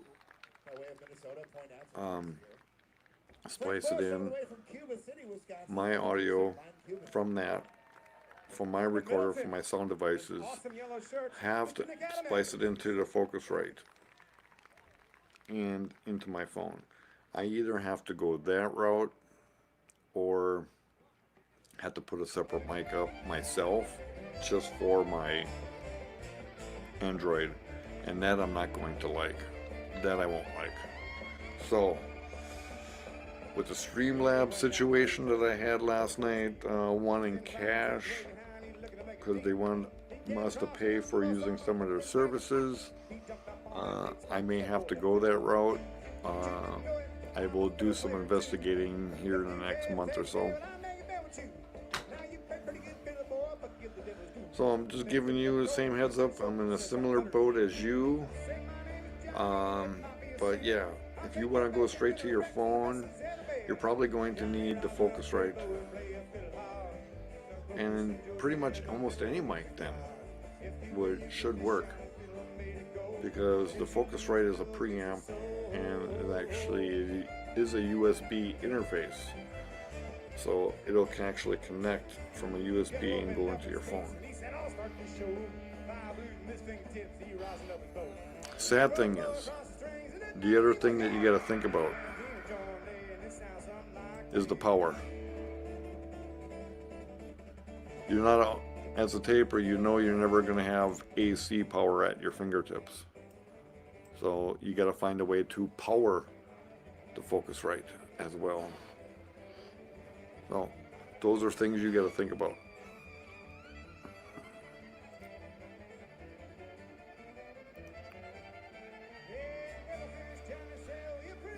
And there was a guy, Adam, that is a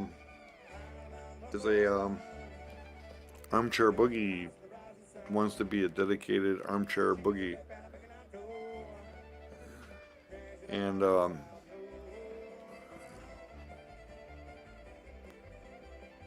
hang on a second here.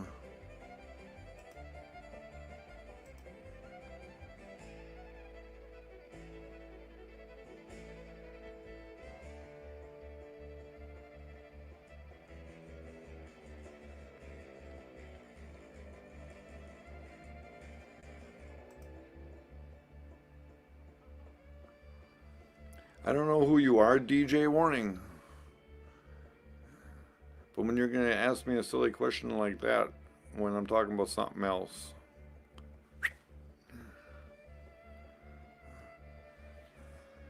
You're out of here. No trolls needed. The world has enough of that. But,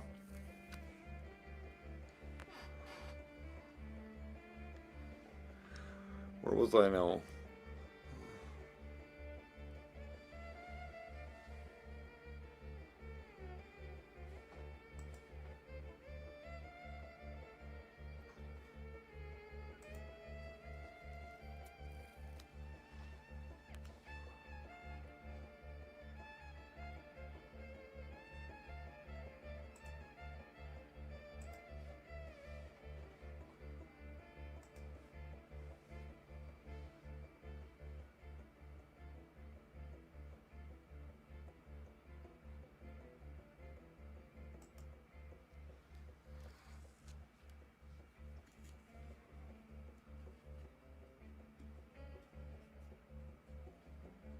And did you just get done talking about having to possibly pay for this?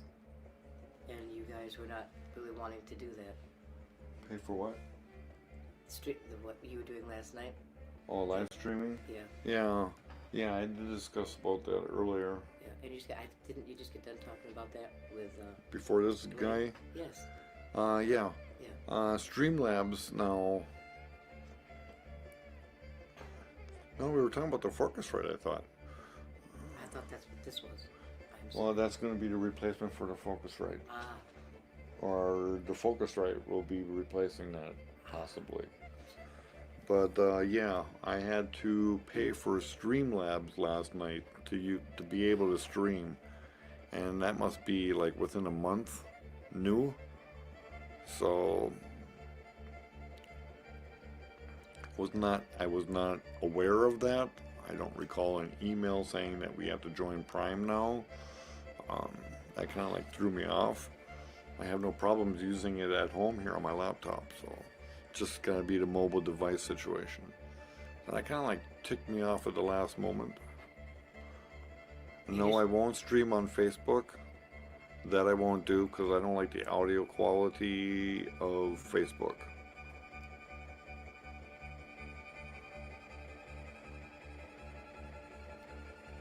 And Jim is back with a good internet connection. Well, Welcome back, Jim. Hey, hello. Janet says hi.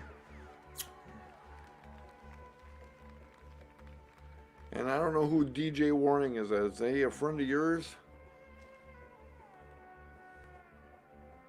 I don't know who this is. I don't have psychic abilities. I don't care. So I don't know who you are.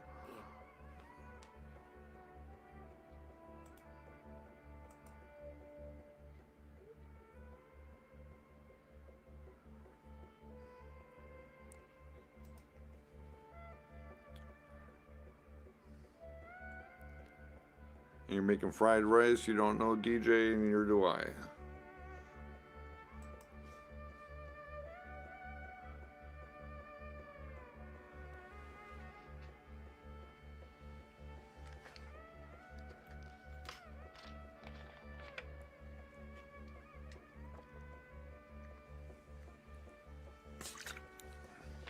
Sorry, I needed a drink of some dew. And Jim's in the house. Jim is the one who made these.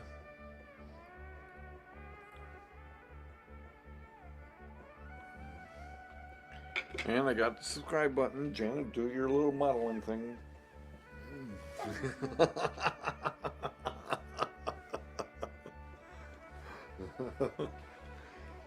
So thanks again, Jim. And if you don't know who Jim is, that's Jim. That's his YouTube banner, business card.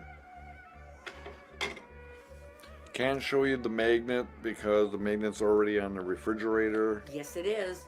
But I got the sticker I didn't put on yet. So that's Jim. And Jim, we should be joining you, but me and Janet do have some running around to do today. So I'll be back here on your channel as quick as I get home. I'm gonna finish this up shortly. How long have we been going already? Oh, almost 2 hours. That's pretty cool. I see everybody's starting to wake up.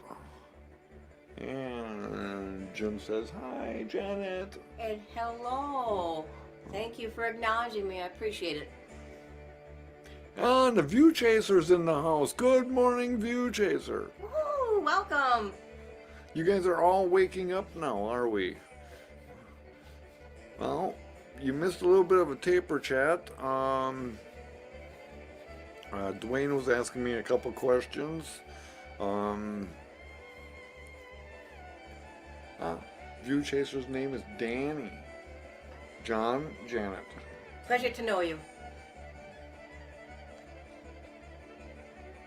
Maybe earlier than later. Okay, well, we'll go with the flow. We'll see how this morning takes us. And when Janet wants to get motivated, I don't know if she did her morning chores yet or not. Nope.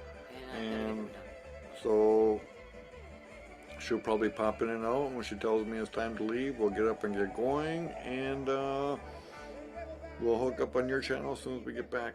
Shouldn't take us very long. I hope not. Maybe an hour, maybe 2, I don't know. But yeah, Dwayne asked some good questions about a good entry-level recording. And I had some issues live streaming last night. Turn the music down now that we get a crowd in here. I'll see you later. You're leaving us? Yeah. Okay, Janet's leaving. Everybody say goodbye, Janet. She'll be back. I shall. Thank you so much. Enjoy your chats. View Chasers making Epanondas. Okay, so anyways, last night I was gonna go live. I went and asked the sound man because I know the guy quite well. Name's Matthew. He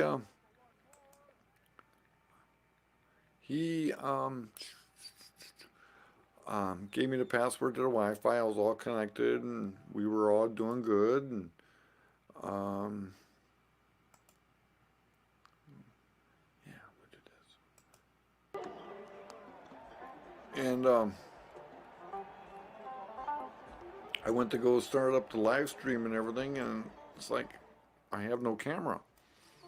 I didn't know what was actually going on. And I was like going live for like 22 seconds, and somehow I have to join Streamlabs Prime to go into my settings to add a camera. So I had to join Prime. So I'm assuming I had to pay for this feature that I had a month ago for free. So was not too happy about that. So I had to upload the videos. And if you guys all subscribe to my channel, I'm sorry about the 5 notifications that you guys got saying that I uploaded that many videos. I was trying to live stream that show so I wouldn't have to do nothing. So now I gotta go back, and one video should be probably completed. I haven't checked yet.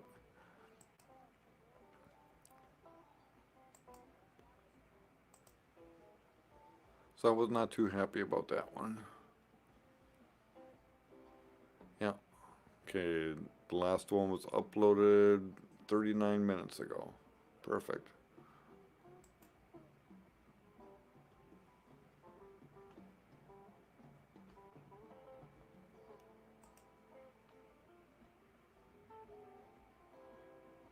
So now I know View Chaser's name is Danny. That's perfect.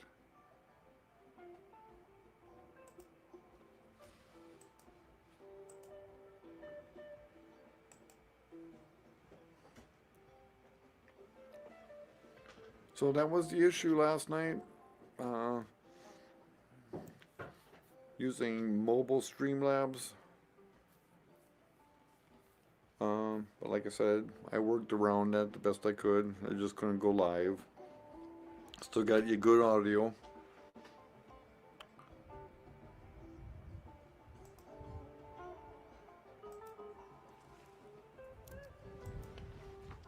Oops.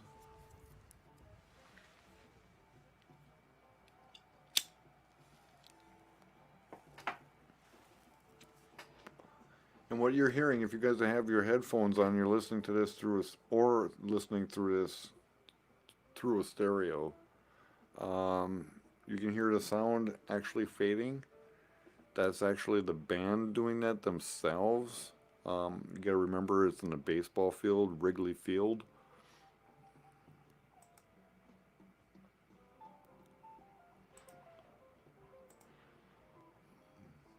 Wrigley Field, and we were in the center.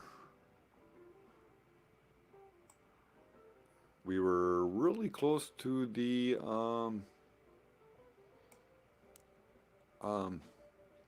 pitcher's mound. So the speakers were actually going around. There were speakers behind us. And so they gave you the surround effect. So right now we're probably hearing the speakers in the back. So that's why we're getting a little bit of sound difference, if you guys were paying attention to that.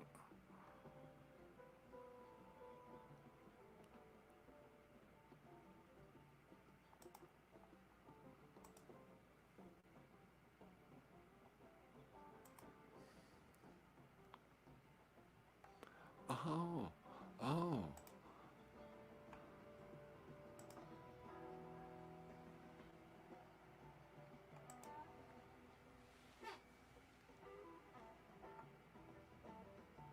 Hang on a second here.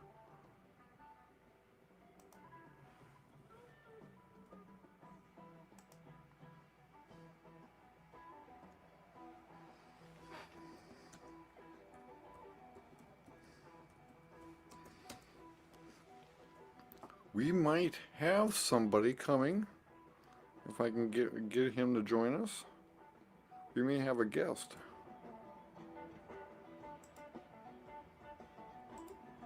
So, chat away in the chat room for a moment. And I'll see what I can do here.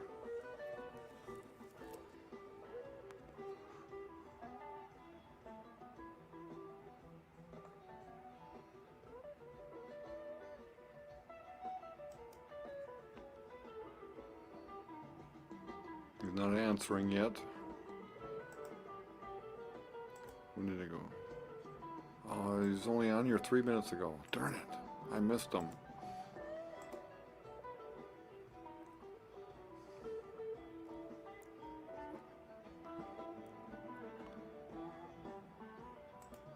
Here, I'm gonna see if I can do something to show you.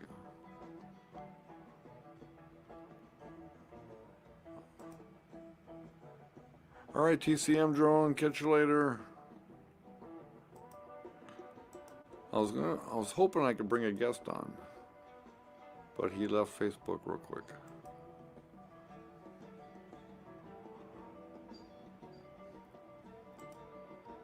Darn it, I missed him.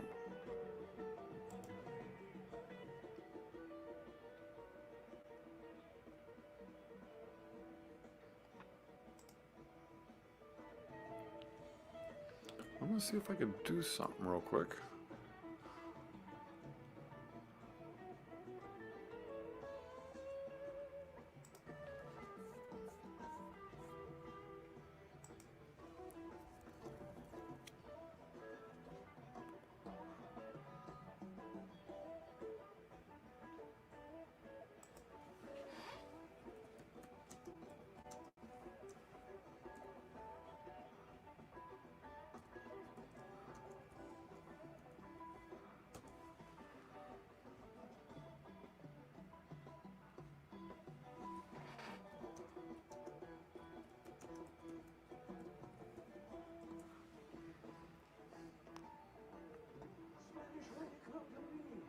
Hey, hang on a second here.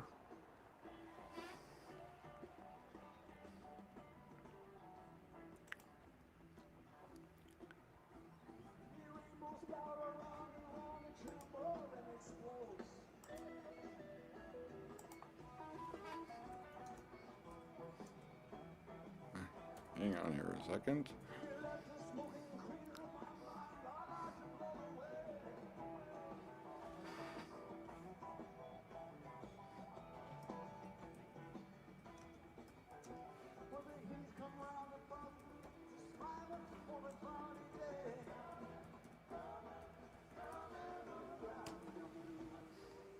Hey, Payne's here. All right, Payne, check your message.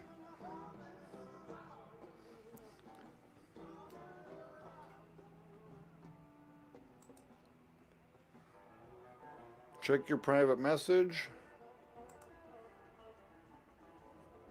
I just made you a moderator as well, Payne. I just sent you my email link. Okay, great. Let me know.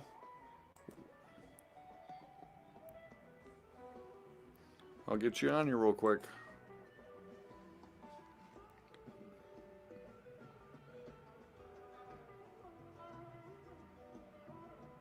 Here, I'm looking. Oh, here.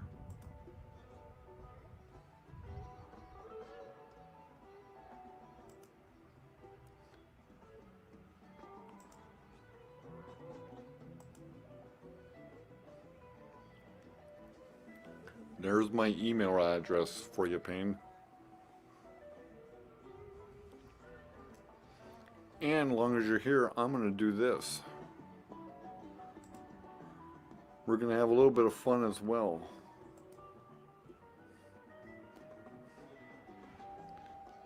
A great, fantastic time, yeah. I figured I'd show this real quick, too. We get a laugh down memory lane.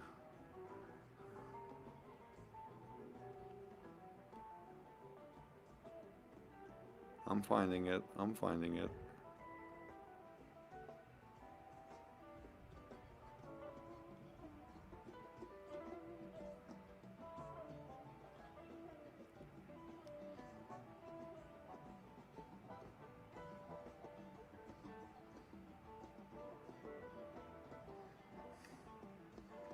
Yes, definitely security was a pain in the gluteus maximus, weren't they?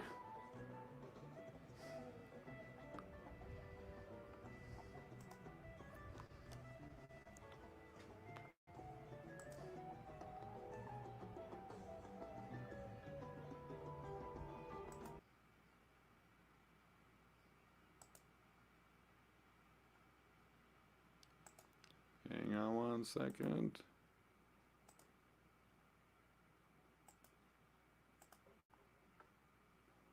There we go.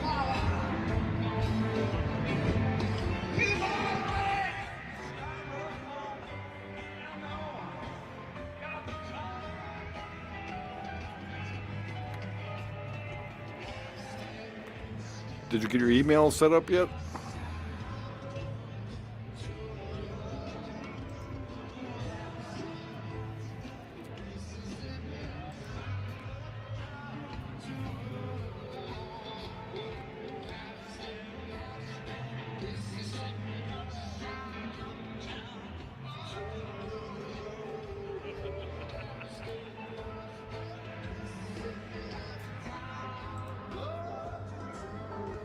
There's me and Payne.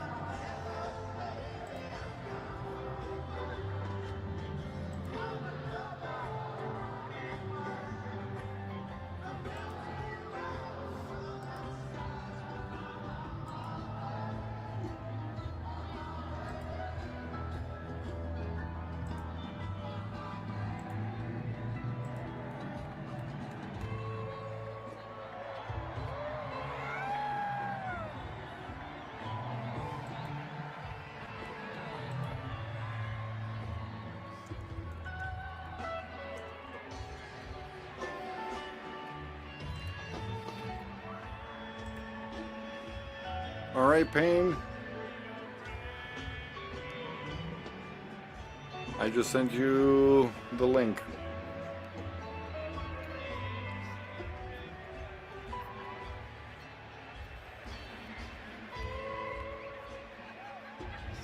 No, I'm not sure if I remember Toast.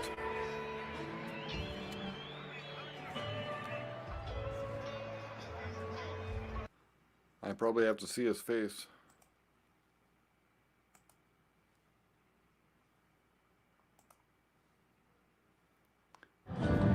Here, remember this one. Same night, I believe.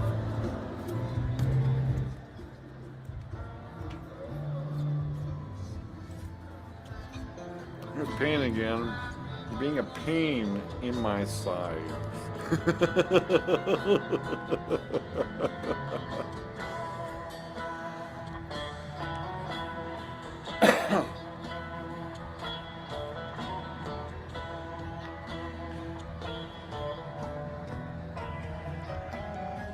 This is what tapers do at a concert.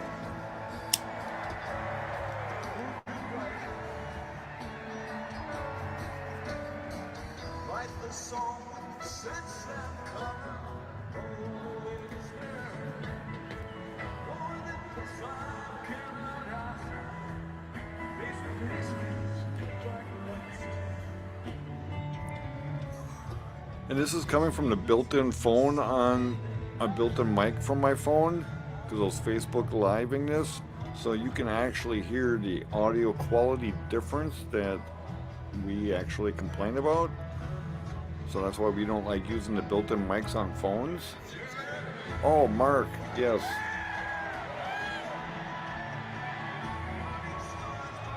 I didn't know his nickname was Toasty.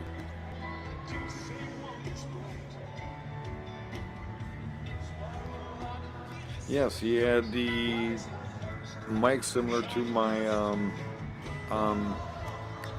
my Avatone. 2 days at Wrigley Field and 1 day in Indianapolis, Jim. And that's how you will look.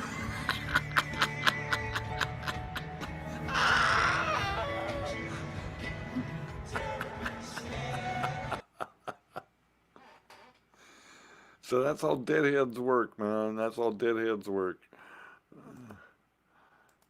So anyways, Payne, are you on? Ah, there you are. Payne's here. Do you have a mic? I can't hear you. Turn your mic on. You might have to go into your settings and adjust your mic and your audio. Yeah, I'll hang on. I can't hear you.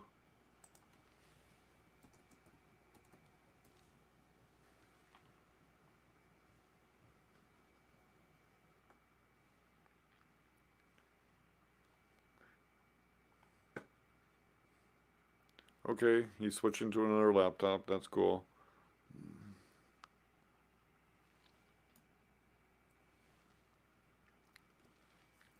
well, guys, you guys are actually gonna get a taste of another taper. And he's actually out on the East Coast, I believe, and he said he was on his way to a show, and I forget which show he was actually going to. I believe it was The Dead, but I'm...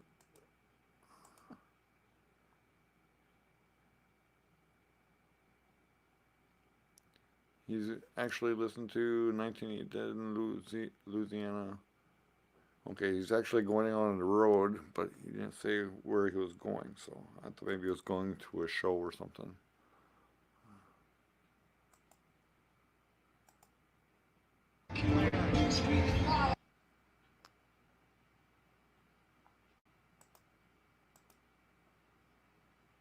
So sorry for the silence there. We're waiting on Payne to come. Probably booting it up now.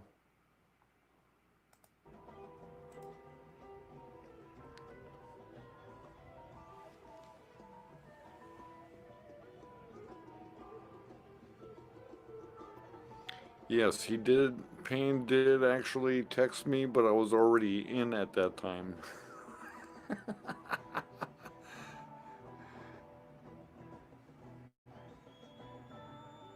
All right, I'm back. There, All right, I'm okay. back. There you are. I can hear you, man. I'm getting Turn the music down. The other laptop. Ah, better. So, oh, you're having a beer ready?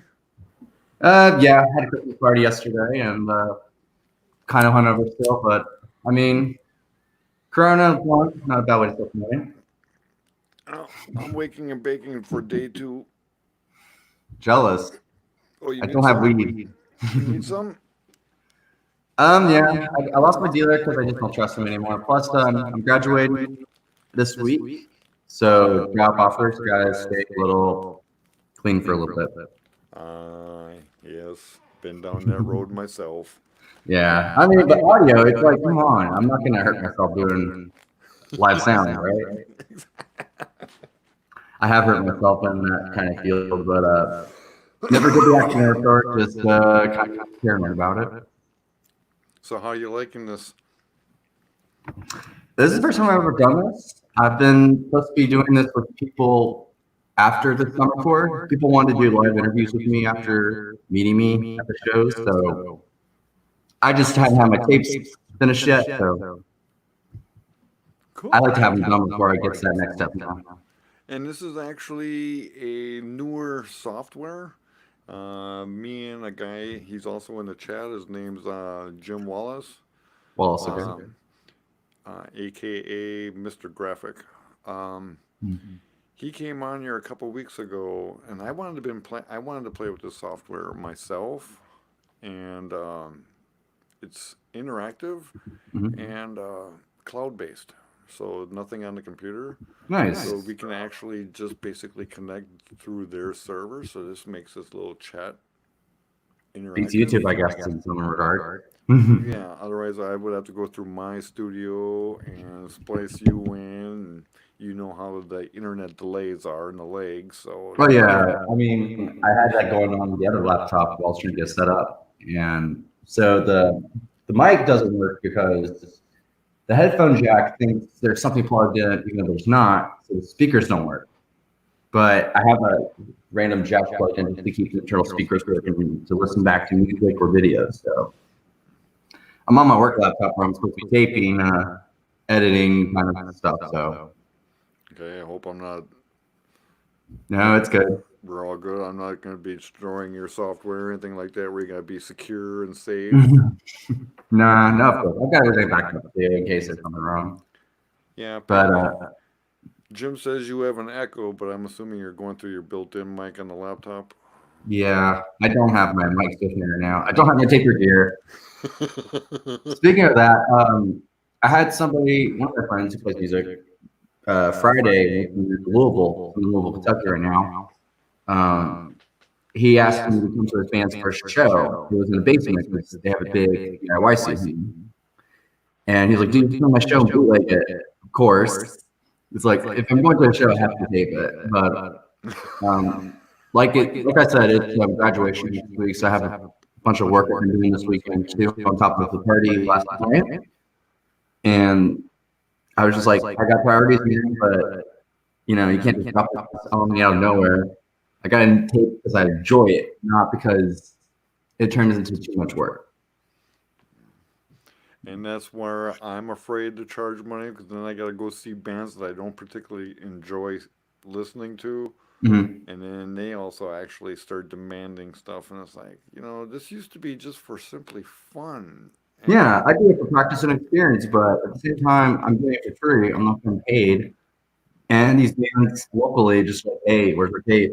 Hey, where's our tape? Even though I interact with them socially, online, everything like that, not just in the taping setting. And it just kind of turns me off from some of the local music scene a little bit. So, but at this point, like in Lexington, I try to just get the Grateful Dead cover bands here. We have a Born Cross-Eyed Jam that plays maybe at least once, twice a month. They have a Grateful Sunday they do at a bar for free. I go to those sometimes. It's not like a full band thing. It's like maybe 3, 5 people, just random people that aren't in any band. They're Grateful Dead enthusiasts. Next Sunday, they're playing Stu Allen in the Mars Hotel. Where? The Cosmic Charlie's in Lexington, Kentucky. Okay. It's the 21st. That might be what? Yeah, it's next. It's coming Saturday. I thought it was something. Okay, the View Chaser says your echo sounds crazy. Oh God. Let me see my mic. We get used to that after a while. I'm picking up every other word. But anyways, yeah, are you doing Bobby and the Wolf Brothers? So I did a show last year, 2018, in Louisville Palace Theater, only taper there. I still haven't processed that because I've been busy with school and priorities, and I pressure myself about mastering tapes. Like I'm worried about crowd control, EQing the low end for noise in the background. So yeah, I did that one show. It was pretty good. Bobby can hold on as a hybrid lead rhythm guitarist. I just wanted more guitar solo piano because I'm a Brent head, so I have to love piano. I am too. Also, the night before they played in Nashville at I forget what the auditorium was called, but they had Margaret Price and a guest musician come on stage on top of her, and we got nothing in Louisville. It's just the three amigos basically. And if I'm saving to go to more Dead Company shows, and that's we're next to this coming spring, because they're playing Louisville. It's a hit or miss, 50-50 if I go to that show. But I'm not going to go on the full tour like I did this last summer with the East Coast. Okay, well, here's the scoop on my end. I guess I'm going to Chicago for 2 days. Oh, yeah. Hell yeah. I guess I got the tickets for that. I want to do the Ryman. Yeah, the Ryman. Isn't that the auditorium in Nashville? Yeah. Yeah, that's what they did last year. Really good show. That one I would love to go to. I saw Rat Dog there twice. Okay, if that dog's good there, then Bobby can hold his own properly right now. It's a beautiful place. I mean, you look at the architecture on the ceiling. Same with Louisville House. To me, I think it's probably the perfect venue. There's not a bad seat in the house, actually, at the Ryman. So I want to do that one. I didn't get tickets yet. My friend, my tour buddy, actually got Orlando tickets. Speaking of that, do you remember Bill? Bill Z, the Yes, paper? yes. I still owe him money for Hampton, Virginia, because he and JT, John Tremblay, he goes by because he has a weird Japanese samurai name to his paper name on archive, but his name's JT. So I'm in school this semester. This is my final semester graduating. So I have 6 classes. I have a 150-hour internship in production to do, which I just finished up this last week. I work live sound at a concert hall on campus, and I charge taping music in my spare time. So JT and Bill both come up to me we're messages. And basically, they're just like, "Hey, do you want to go to Madison Square Garden with us for the fall fun run?" And I was just like, I'm in school. And this isn't the first time JT's done that. He asked me to go with him to J-Rad in Red Rock, all the way in Colorado. That's like 18 hours from me. I wanted to say yes, but priorities. And I'd love to go see J-Rad though. So eventually they asked me if I wanted to go to Hampton, which is on a weekend. And I thought that was more ideal than a midweek show. And 9 hours, not a bad drive. Yeah, actually. So you never paid him for the ticket yet, or what? I've been slowly paying him off a little bit at a time because I'm a college student. I get barely paid for sound, which is ridiculous. I get paid $9.50 an hour based on the event. And they trust me because we're all friends. And Bill's known me for 2.5 years since we started taping together. So we trust each other. And I'm true to my word about paying my stuff. It's just I can't pay $190 at once because I have bills and expenses. But I can pay them off each month at a time. So it's working out. Yeah, it worked out. So you're not doing Bobby in Orlando or anything, or okay. Florida is like, geez, I know he's probably gonna charge for that though, because he's from Florida, I believe. Yeah, I know. My friend goes up to me. He goes, "Well, if the wife or the girlfriend doesn't want to go and changes her mind at the last minute, you'll be the alternatives." There you go. You have to just come up with the airfare and the ticket and pay me back. It's all paid for. You're good to go. You just have to pay me for it later. And it's like, yeah, whatever, fine. Hey, I mean, as long as like you make friends and connections and you're just not shady and you just never see them again and just go off face here, it's all good. I feel. So, I mean, we're good. We're good tour buddies. So we've gone way back. So I don't care if I do Orlando or not. But I would really enjoy doing the Ryman. And for shits and giggles, I figured, well, I'm halfway to Des Moines right now. So I'm thinking about doing Des Moines and Minnesota because right now I'm on the Mississippi River darn near. So Damn, I mean, if it works out for you, then I say go for it. like you said, it's the dollar cash for the tickets. Yeah, I mean, it's just priorities. You gotta have everything paid off. You gotta be responsible. Kind of have to plan a trip itinerary to help you out with it. I'm doing North Mississippi All Stars in January for Rory. Cool. I'm Yeah. gonna do that in Milwaukee on the 15th. I'm on the guest list, and 17th I have to buy my tickets for in Madison. Nice. But I was I think there's hoping me and you could hook up during Bobby and the Wolf Brothers if we went down to Chicago. I thought maybe you might pop up. But I guess not. It depends. Just never know. Especially this next year because I just got a job. I have to interview for it in 2 weeks.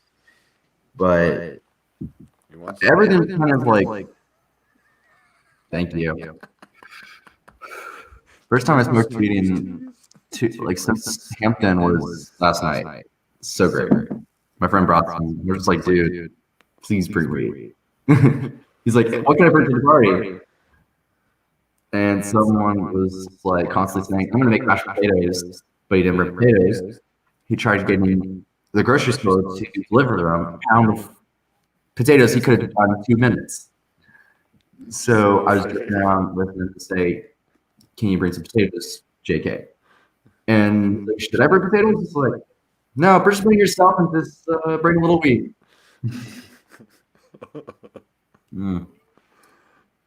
No, I think with Bobby and the Wolf Brothers, it depends on Dead and Company's announcement for summer tour. If they automatically play Alpine Valley, no hesitation, I'm going to be there.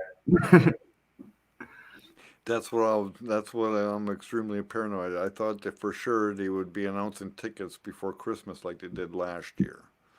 So right now they just announced, Bobby and the Wolf Brothers for the winter, but nobody's saying nothing about summer yet. We I are think they'll do that like in February like they did last year or year before. before. I think they might have done that, but last year I know I had to do everything right around Thanksgiving, Christmas time when I had to worry about the holiday funds. Yeah, I mean, like the holiday fund right now, I think they're kind of focused marketing wise on selling Dave picks for next subscription for the year next year, and then playing the sand because they're doing that in Oh January. yes, that's right. So it's like, if you have too many shows, you're not going to have enough people doing, buying each other tickets for Christmas or packages or whatever. VIP packages, like Jerry Garcia in the meme says, what the fuck is a VIP package? I couldn't. You get to get your picture autographed or something.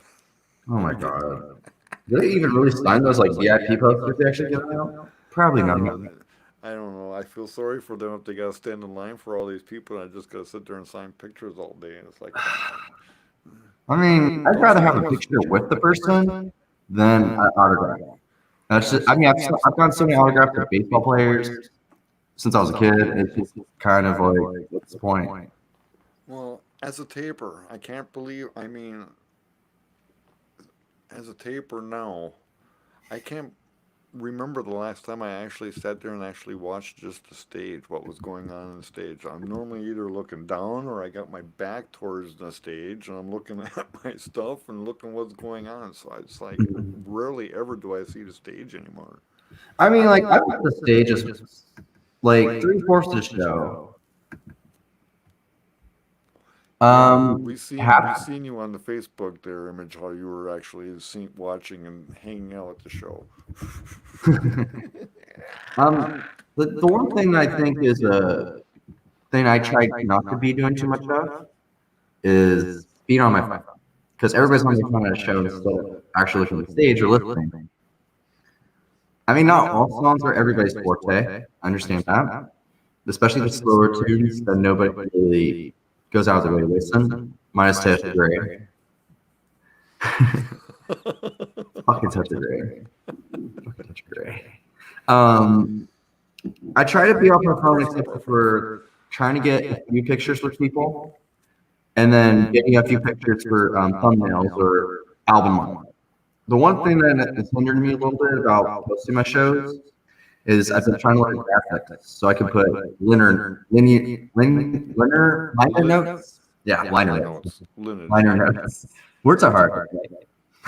No, after how many beers? No, I just have one. I just learned this week it's liner notes instead of linear notes. I thought it had a name. And I always say lineage. Lineage. Well, I mean, yeah. I mean, words are hard, especially for someone smoking in the morning. It all depends on who you talk to. Right. No.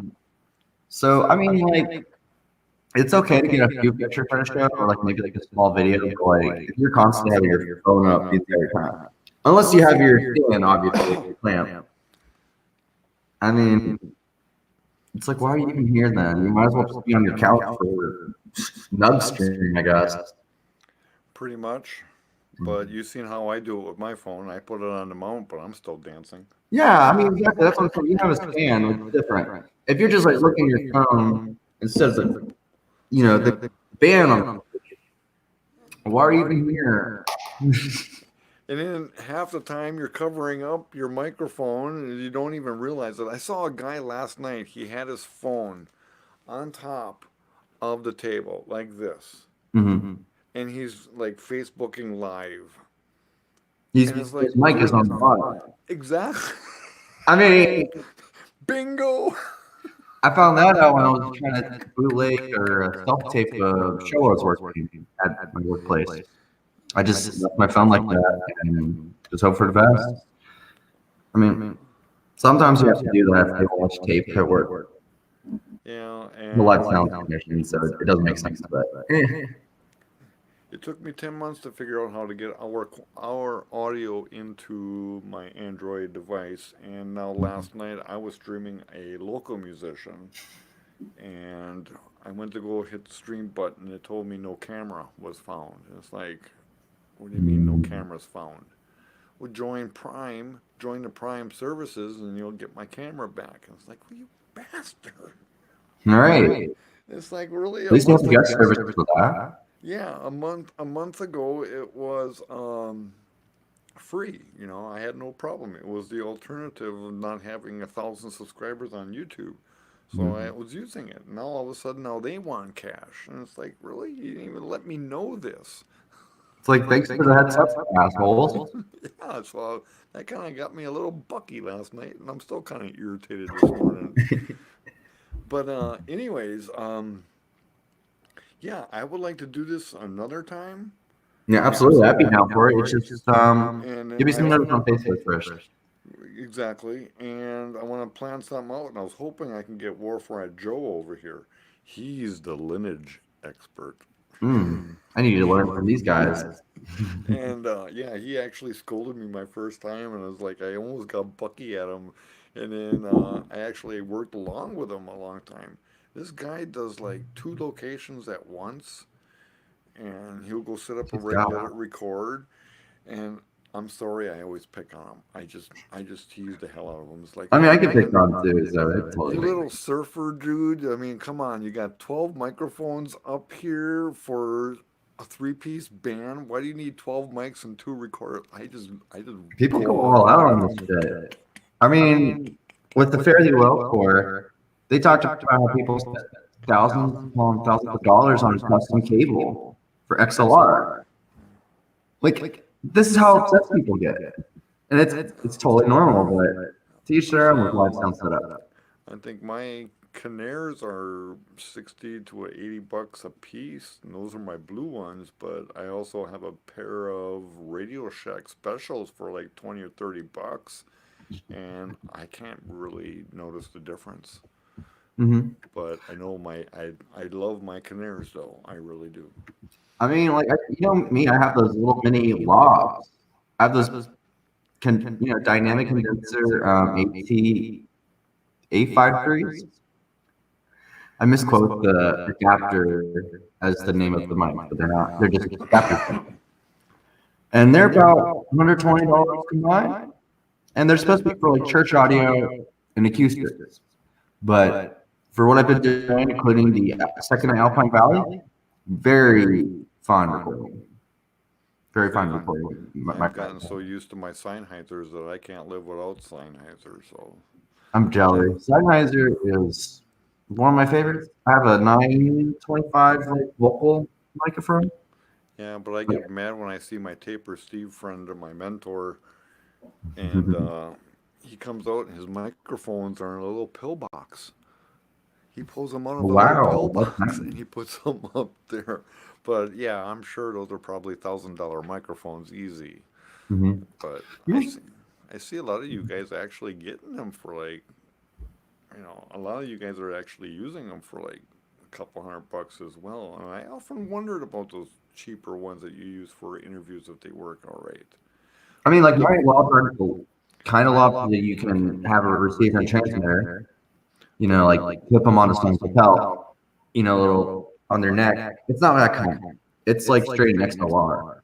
It goes right into the recorder unless you make some custom one, I guess.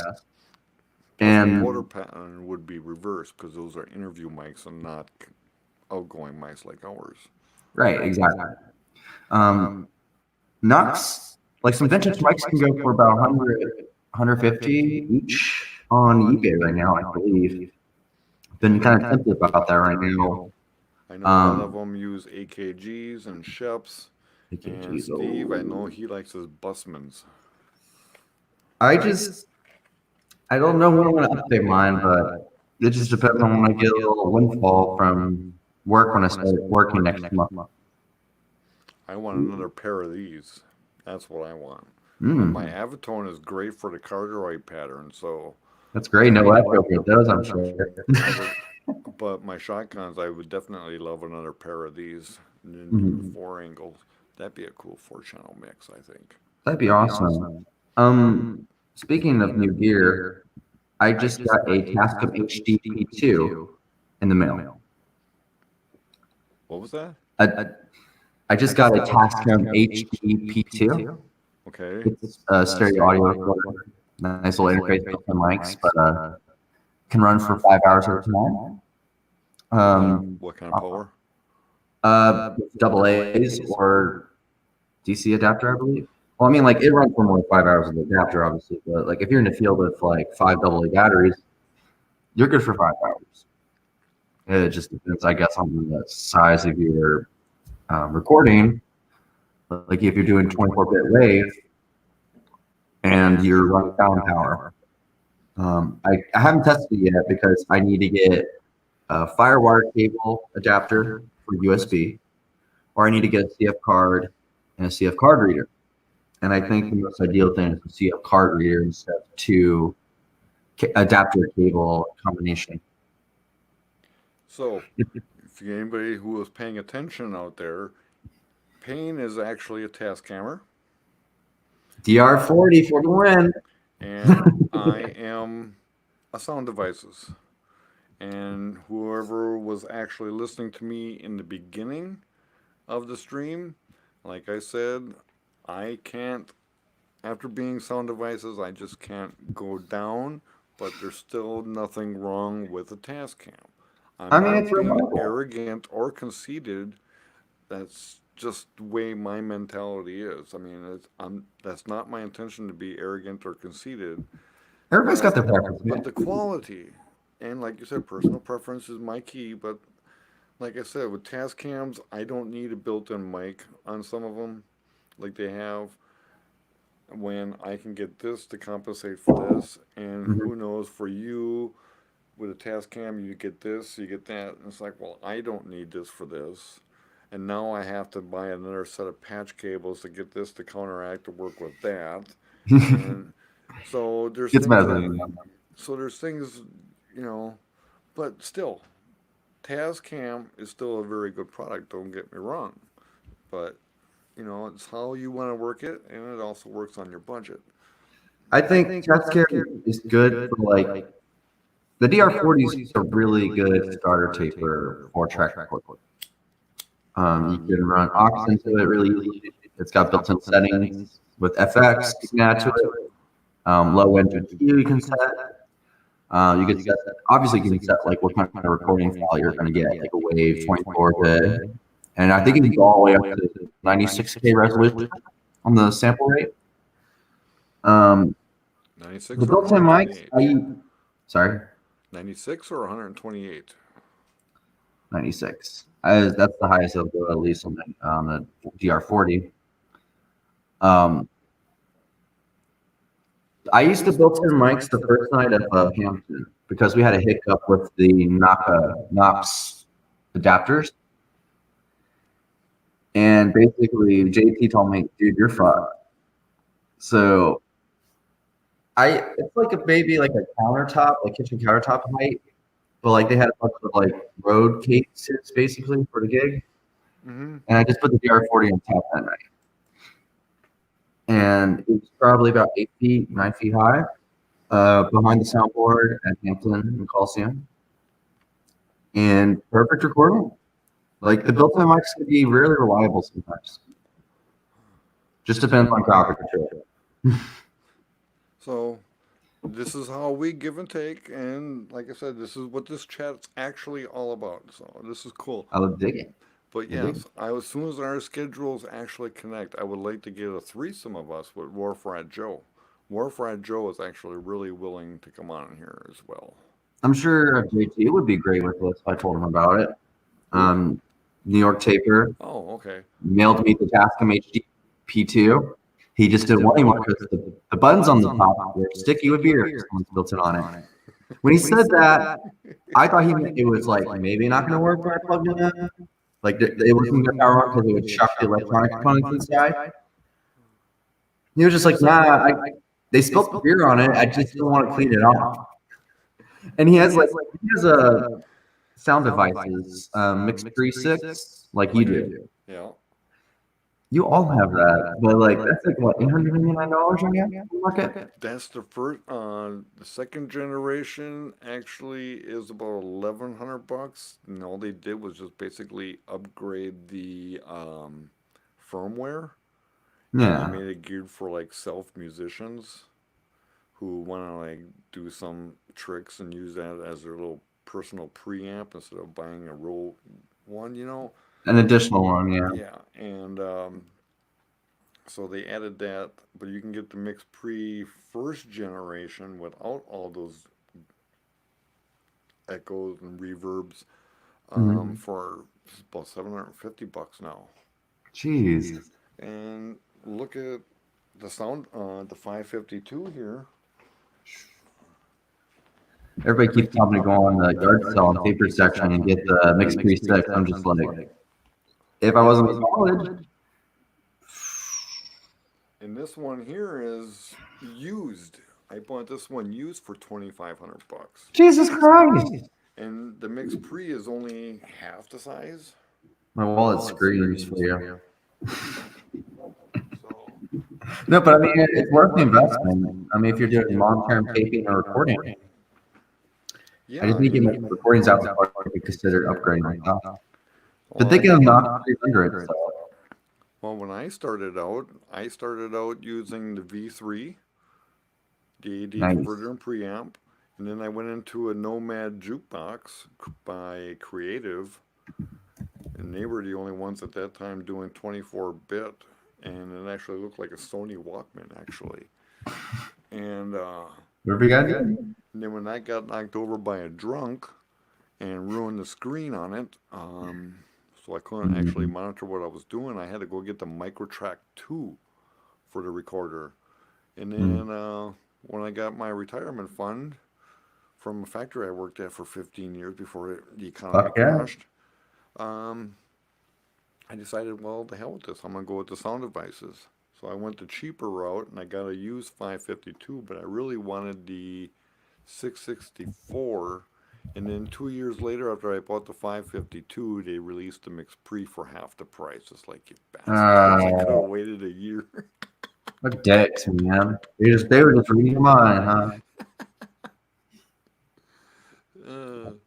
But yeah, now you went down half the price, so now it's just a little bit higher than a Tascam, and you're getting great quality, so you can't pass It just it up. depends on how you edit it too. If there's too much ambience, then you got to clean it up, obviously post editing, EQ, and master. And that's where your mics come into play too.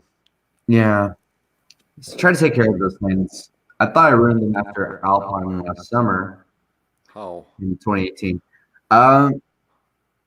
I was a little incapacitated at that No way. second night. I got you on YouTube. You weren't all that bad. I know. Like the second half, it started to click in a lot more.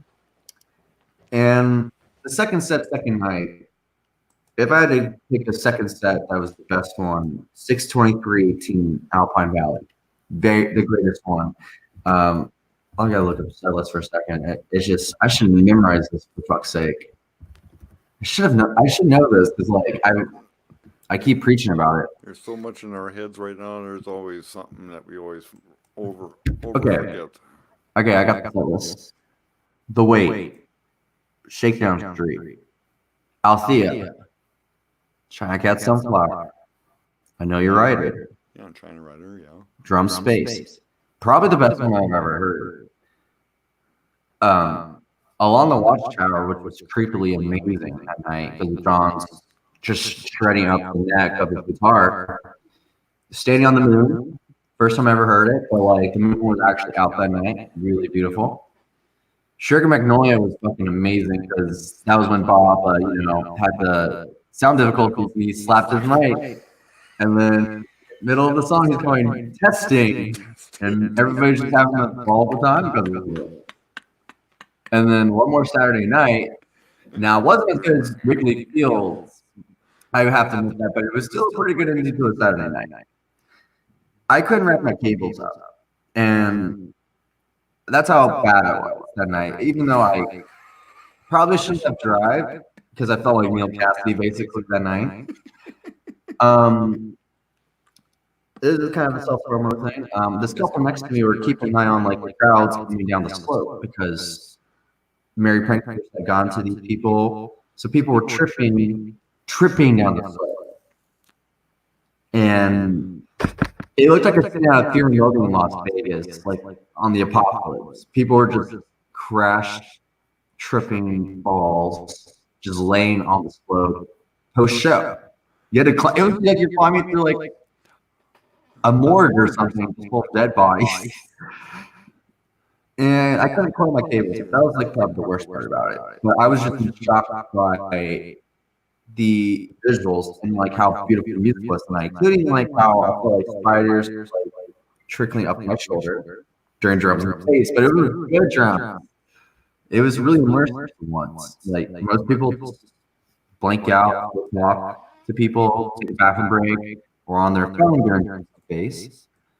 This one was actually very immersive. I stayed there, I listened the entire time for once. Sometimes I do a bathroom break, and we get to cover each other in a section. But just having a ball with them tonight. But the coiling cable stuff after the show, it was creepy because my friend Josh was right next to me. He was trying to help me do this.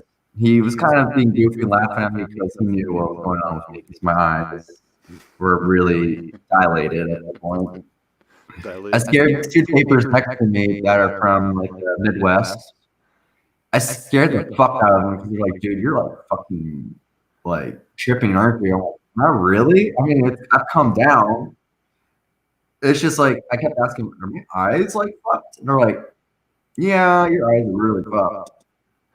And mind you, people that are listening to this, he was only 20 feet in front of me. And I missed all of this. Yeah, I had another picture from the first night just like come back up to me after sitting in front of me the first night. And she just was like, do you want some of this? Like it's a Mission Impossible challenge. Like, should you accept this challenge? This is your challenge. This message will self-destruct in 30 seconds. So she just like kept my wrist and she was like, lick it. And I was like, here we go. So after the show, my friend Josh, he's on my right. Here's the crazy thing about Josh. Josh is the lead guitar player in Terrapin Flyer, which is the Grateful Dead cover band in Chicago that often plays with Melvin Seals. Josh looks literally like 1969 Jerry Garcia, full black beard. Like, you know, play at the Playhouse show. They play live after dark. He literally looks like Jerry Garcia. So when I turned to him and he was pulling up my mic cables for me, I was like thinking, I'm like, am I imagining Jerry Garcia right here? Or this guy just looks a lot like Jerry. And I brought that up to him after, like, you know, I got my campground and I got home and I got like settled in to like something life. And I asked him, he's like, oh yeah, I'm in a cover band called Terrapin Flyer. And he has a wolf guitar that looks literally like Jerry's wolf guitar. He also has a tiger guitar. Oh, not tiger, yeah, tiger. He has a tiger guitar. It doesn't have the emblem on the end of the like. It's basically a battery cover for Jerry's guitar, and he plays pretty spoken well. And he's playing in Cincinnati and Louisville, like at the end of this year. So I'm gonna try to tape those 2 shows, and I think that's how I'm gonna wrap up the year of recording. And then next January, I might take a break and focus on just post editing and mastering all the recordings I have. Yeah, and actually, I have food videos. I like to check them out. That's a public playlist. I didn't know that. I like cooking, so I cooked pulled barbecue lamb in a crock pot of root beer last night. It was really good. So I'm serious about food. I'm a foodie. I just view chaser this right here. Yep, I seen that. And yeah, I mean, as long as you cook food with love, man, it's good with me. You're talking to a guy that eats on Shakedown Street. I can live off of grilled cheese, man. So Bill, when we went on tour this summer, he brought a Pullman propane grill. So we constantly cooked either hot dogs or grilled cheeses on our own, unless we were just short on time and we decided to go to Shakedown, um, which is good sometimes. Like the one tent that says motherfucking bacon in every bite, that grilled cheese. It's more like a patty melt, but it's the shit for $3. You gotta support people going out for it. But if we were just like tailgating before the shows, so one of us would bring hot dogs, he would have a propane grill, someone get buns, and we'd just cook out. And I mean, it's a good way to get by on tour if you're trying to save money. Just focus on gas. I guess hotel, like rooming. For me, I save money this summer by just camping in free campgrounds in the middle of nowhere. And people are just like, you have your tape set up. I'm like, I'm in a tent in the middle of the woods with no service. Like, I don't think that's gonna happen. I can see myself like reaching down if my laptop is working. But no, like definitely foodie. It helps. It's good independent skills to have. And when you were talking about all that drama from you at Alpine, that was 2018? 2018, I think we met, yeah. And that's when I was the youngest taper on that, at that show, or both shows, because you were actually. I was 23 at the time. And then I had my drama. I had my friend of mine who thought I was still a party animal. And all he wanted to do was party. And he's like, I'm working. Yeah, and he's barking orders at me. And he's giving people his email address for my recordings. It's like, dude, I'm getting a YouTube channel going. That's like taking credit for somebody else's work. And I'm uploading this on archive, and I gotta give you the copies of what I've done, and you're giving them your email. That's just too much disorganization. When people come up to me at shows wanting my tape, it was this. It was this. He was all on this, and he didn't want to listen to me. And he was all self-centered. Well, you didn't tell me this. And it's like, this is what I've been trying to tell you for 2 weeks. But all you were telling me was to make sure I bring the green olives so you guys can have Bloody Marys in the morning. And you gotta worry about a 30-pack of beer. And you're worrying about all this food that you're getting. But yet you want a tape. But yet you don't bring nothing. And I'm sorry, but we stood in line the first day at Alpine that year. And I got my backpack opened. We're going through security. As soon as the gates open, I'm halfway searched through my backpack. He comes in, busts through a security guard. He goes, "Can you check my fanny pack real quick? Since mine's smaller." So the guy him. One at a time. And he did that to me twice over the weekend, and it's like finally the second night I just blew up at him. I just didn't even want to talk to him anymore. Not tonight, man. No Not more. tonight, man. You do you. I'm doing my thing. I need to have I don't party like I used to anymore. Now I have people actually following me, but now when you take your email and you're taking credit for my work, I was getting pissed. Okay. Enough is enough. I feel that. I mean, like, So you had your drama. You were 20 feet in front of me, and I had this big. It wasn't drama. It was experience. You gotta trip ass out of the Grateful Dead show, you know? That's true, but even a paper. They're trying to sabotage you, basically. It's like, I was just like hovering and filming my tripod the entire time. Like, is someone going to fuck up my recording? Because what's that one throwing their beer cans in the face of my tripod, taking selfies next to me, like 50-year-old dad. There was that one 67-year-old guy that was so darn wasted he couldn't even stand up, and I think I ended up picking him up by his shirt, and it's like, please, yeah, tapers here. I do remember. I almost forgot about that guy. I remember that was like the first sign of people tripping down that slope, and I was just like, this is not going to be good for taping section, is it? Actually, it was. Actually, it was fun. That Mike from Michigan, he had the reel to reel.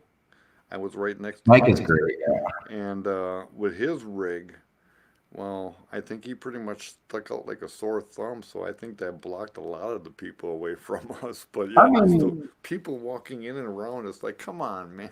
like, yeah, people are trying to like get like they were like trying to walk out in front of my rig just to like get across the crowd to the session bathroom area.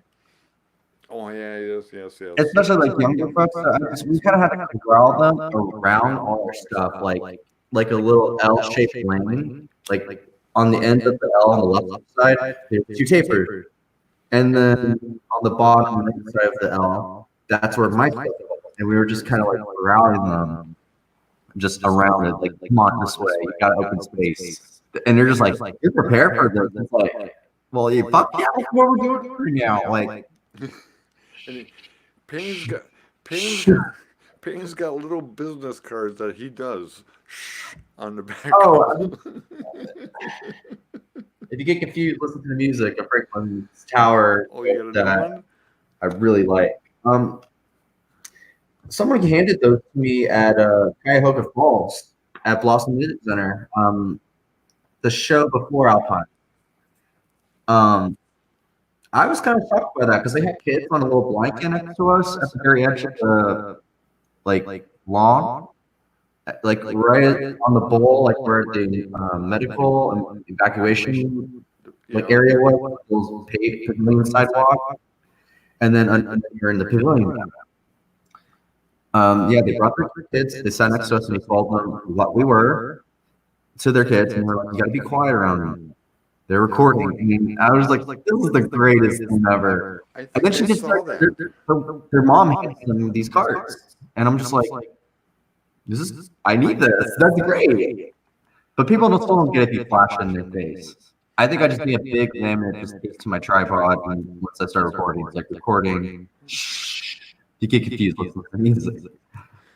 No, Because I'm not trying to be a negative or snarky person. People will shut the fuck up during one of my favorite songs, "If I Had the World to Give." 2017, first show I ever recorded in Nationwide in Columbus. They brought that song out for the first time in like 40 years because Jerry Dead only performed saying it twice. Song from Shakedown Street.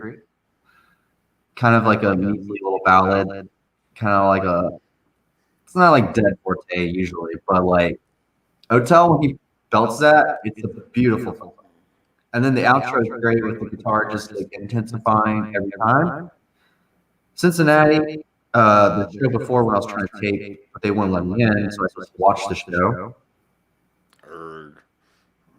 Mark got in really easily, and I'm just like, this is fucking bullshit, Riverbend Stadium. Fuck you all. And like, the crowds are just disrespectful in Cincinnati. They just go to party. Great Shakedown Street, great weed there, but everybody's just kind of like an asshole. Like, yeah, you don't like the song, but some of us other people do, so shut the fuck up. And then people were like leaving in the middle, like at the beginning of like Heaven's Door, the encore. It's like, that's one of their best encore tunes. Beats Ripple and Touch of Grey or One More Saturday Night sometimes.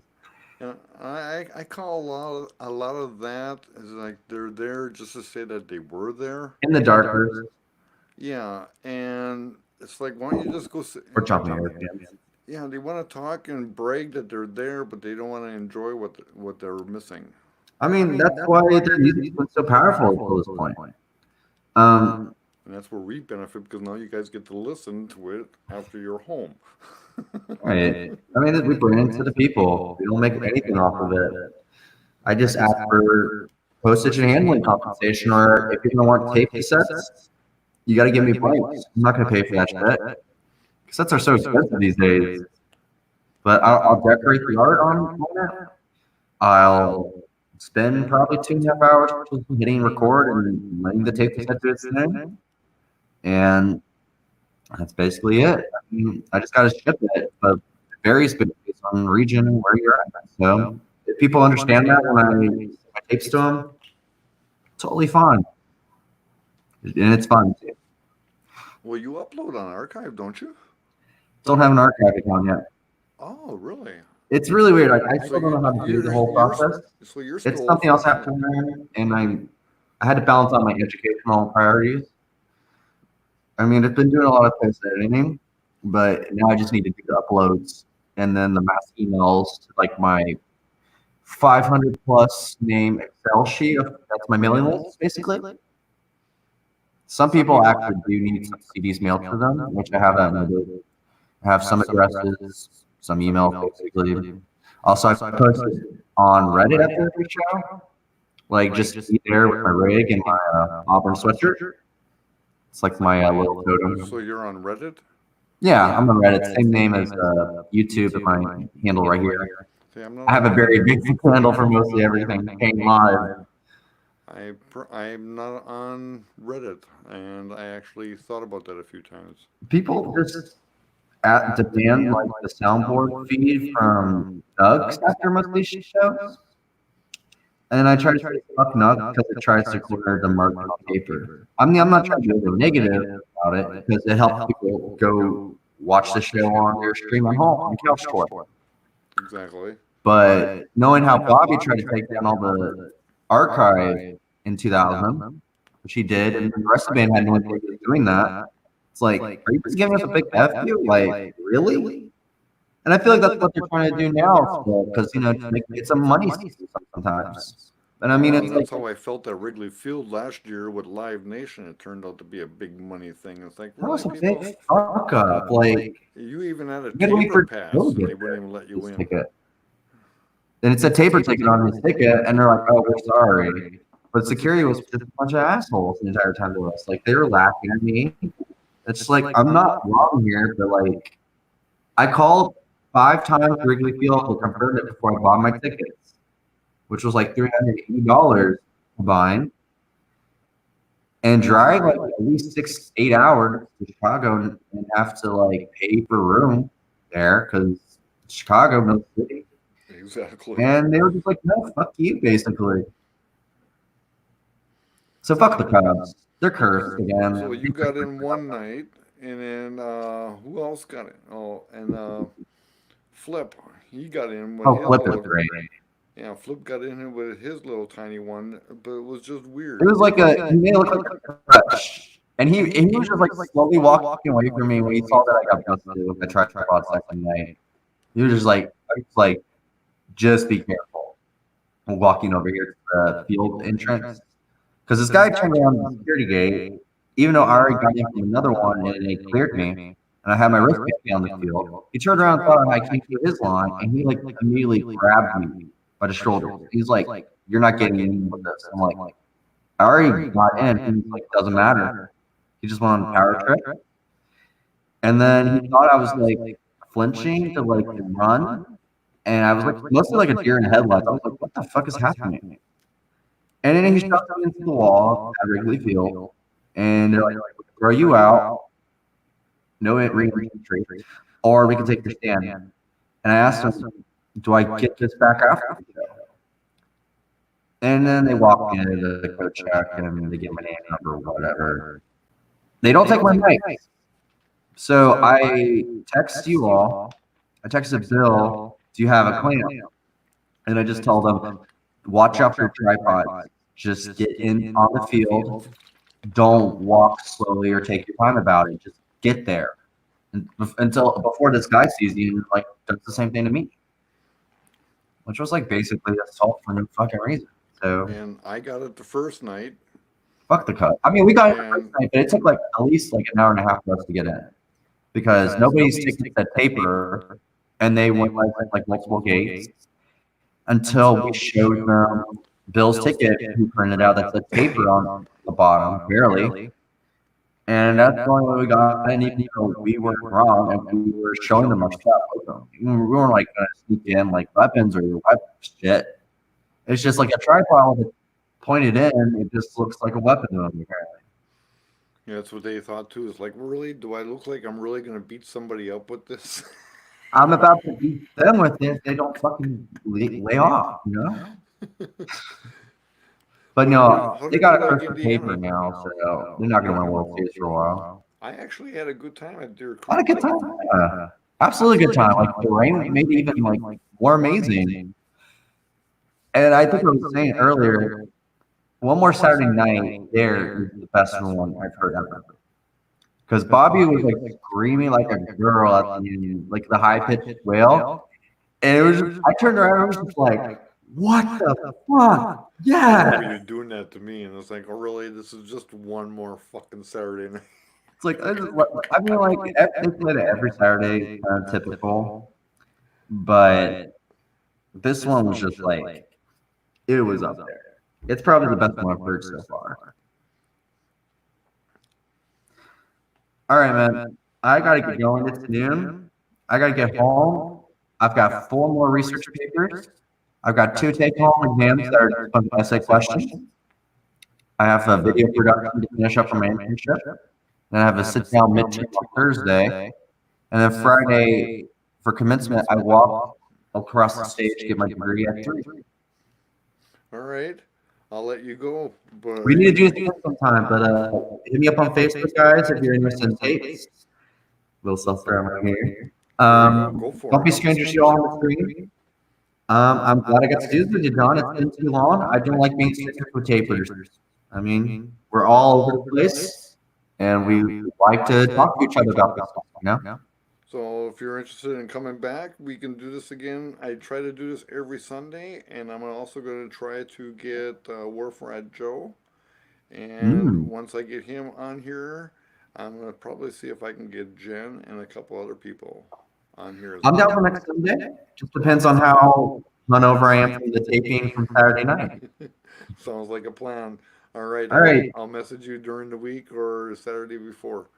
All right. Take care, Don. All right. Have a good one. Keep trucking man. on. You too, man. Peace, All right. brother. All right. That was Taper Payne. He was actually from Kentucky. We met a few years ago at a show. Alpine 2018, but I think I met him once before that. We actually communicated, but we were both under the influence of something and preoccupied in our taper worlds that maybe some people didn't quite remember. So we definitely know each other now. So that's some taper talk. I hope you guys enjoyed it. I do apologize for Payne's audio blue and Jim and Danny the View Chaser.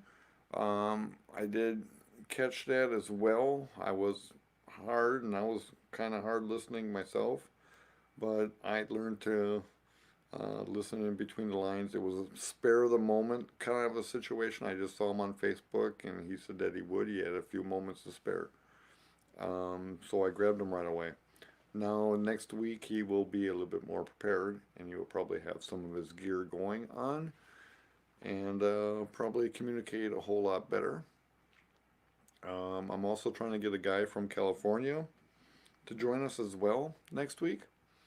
I messaged him this morning, but he has not replied. Or has he? Nope, he hasn't replied yet.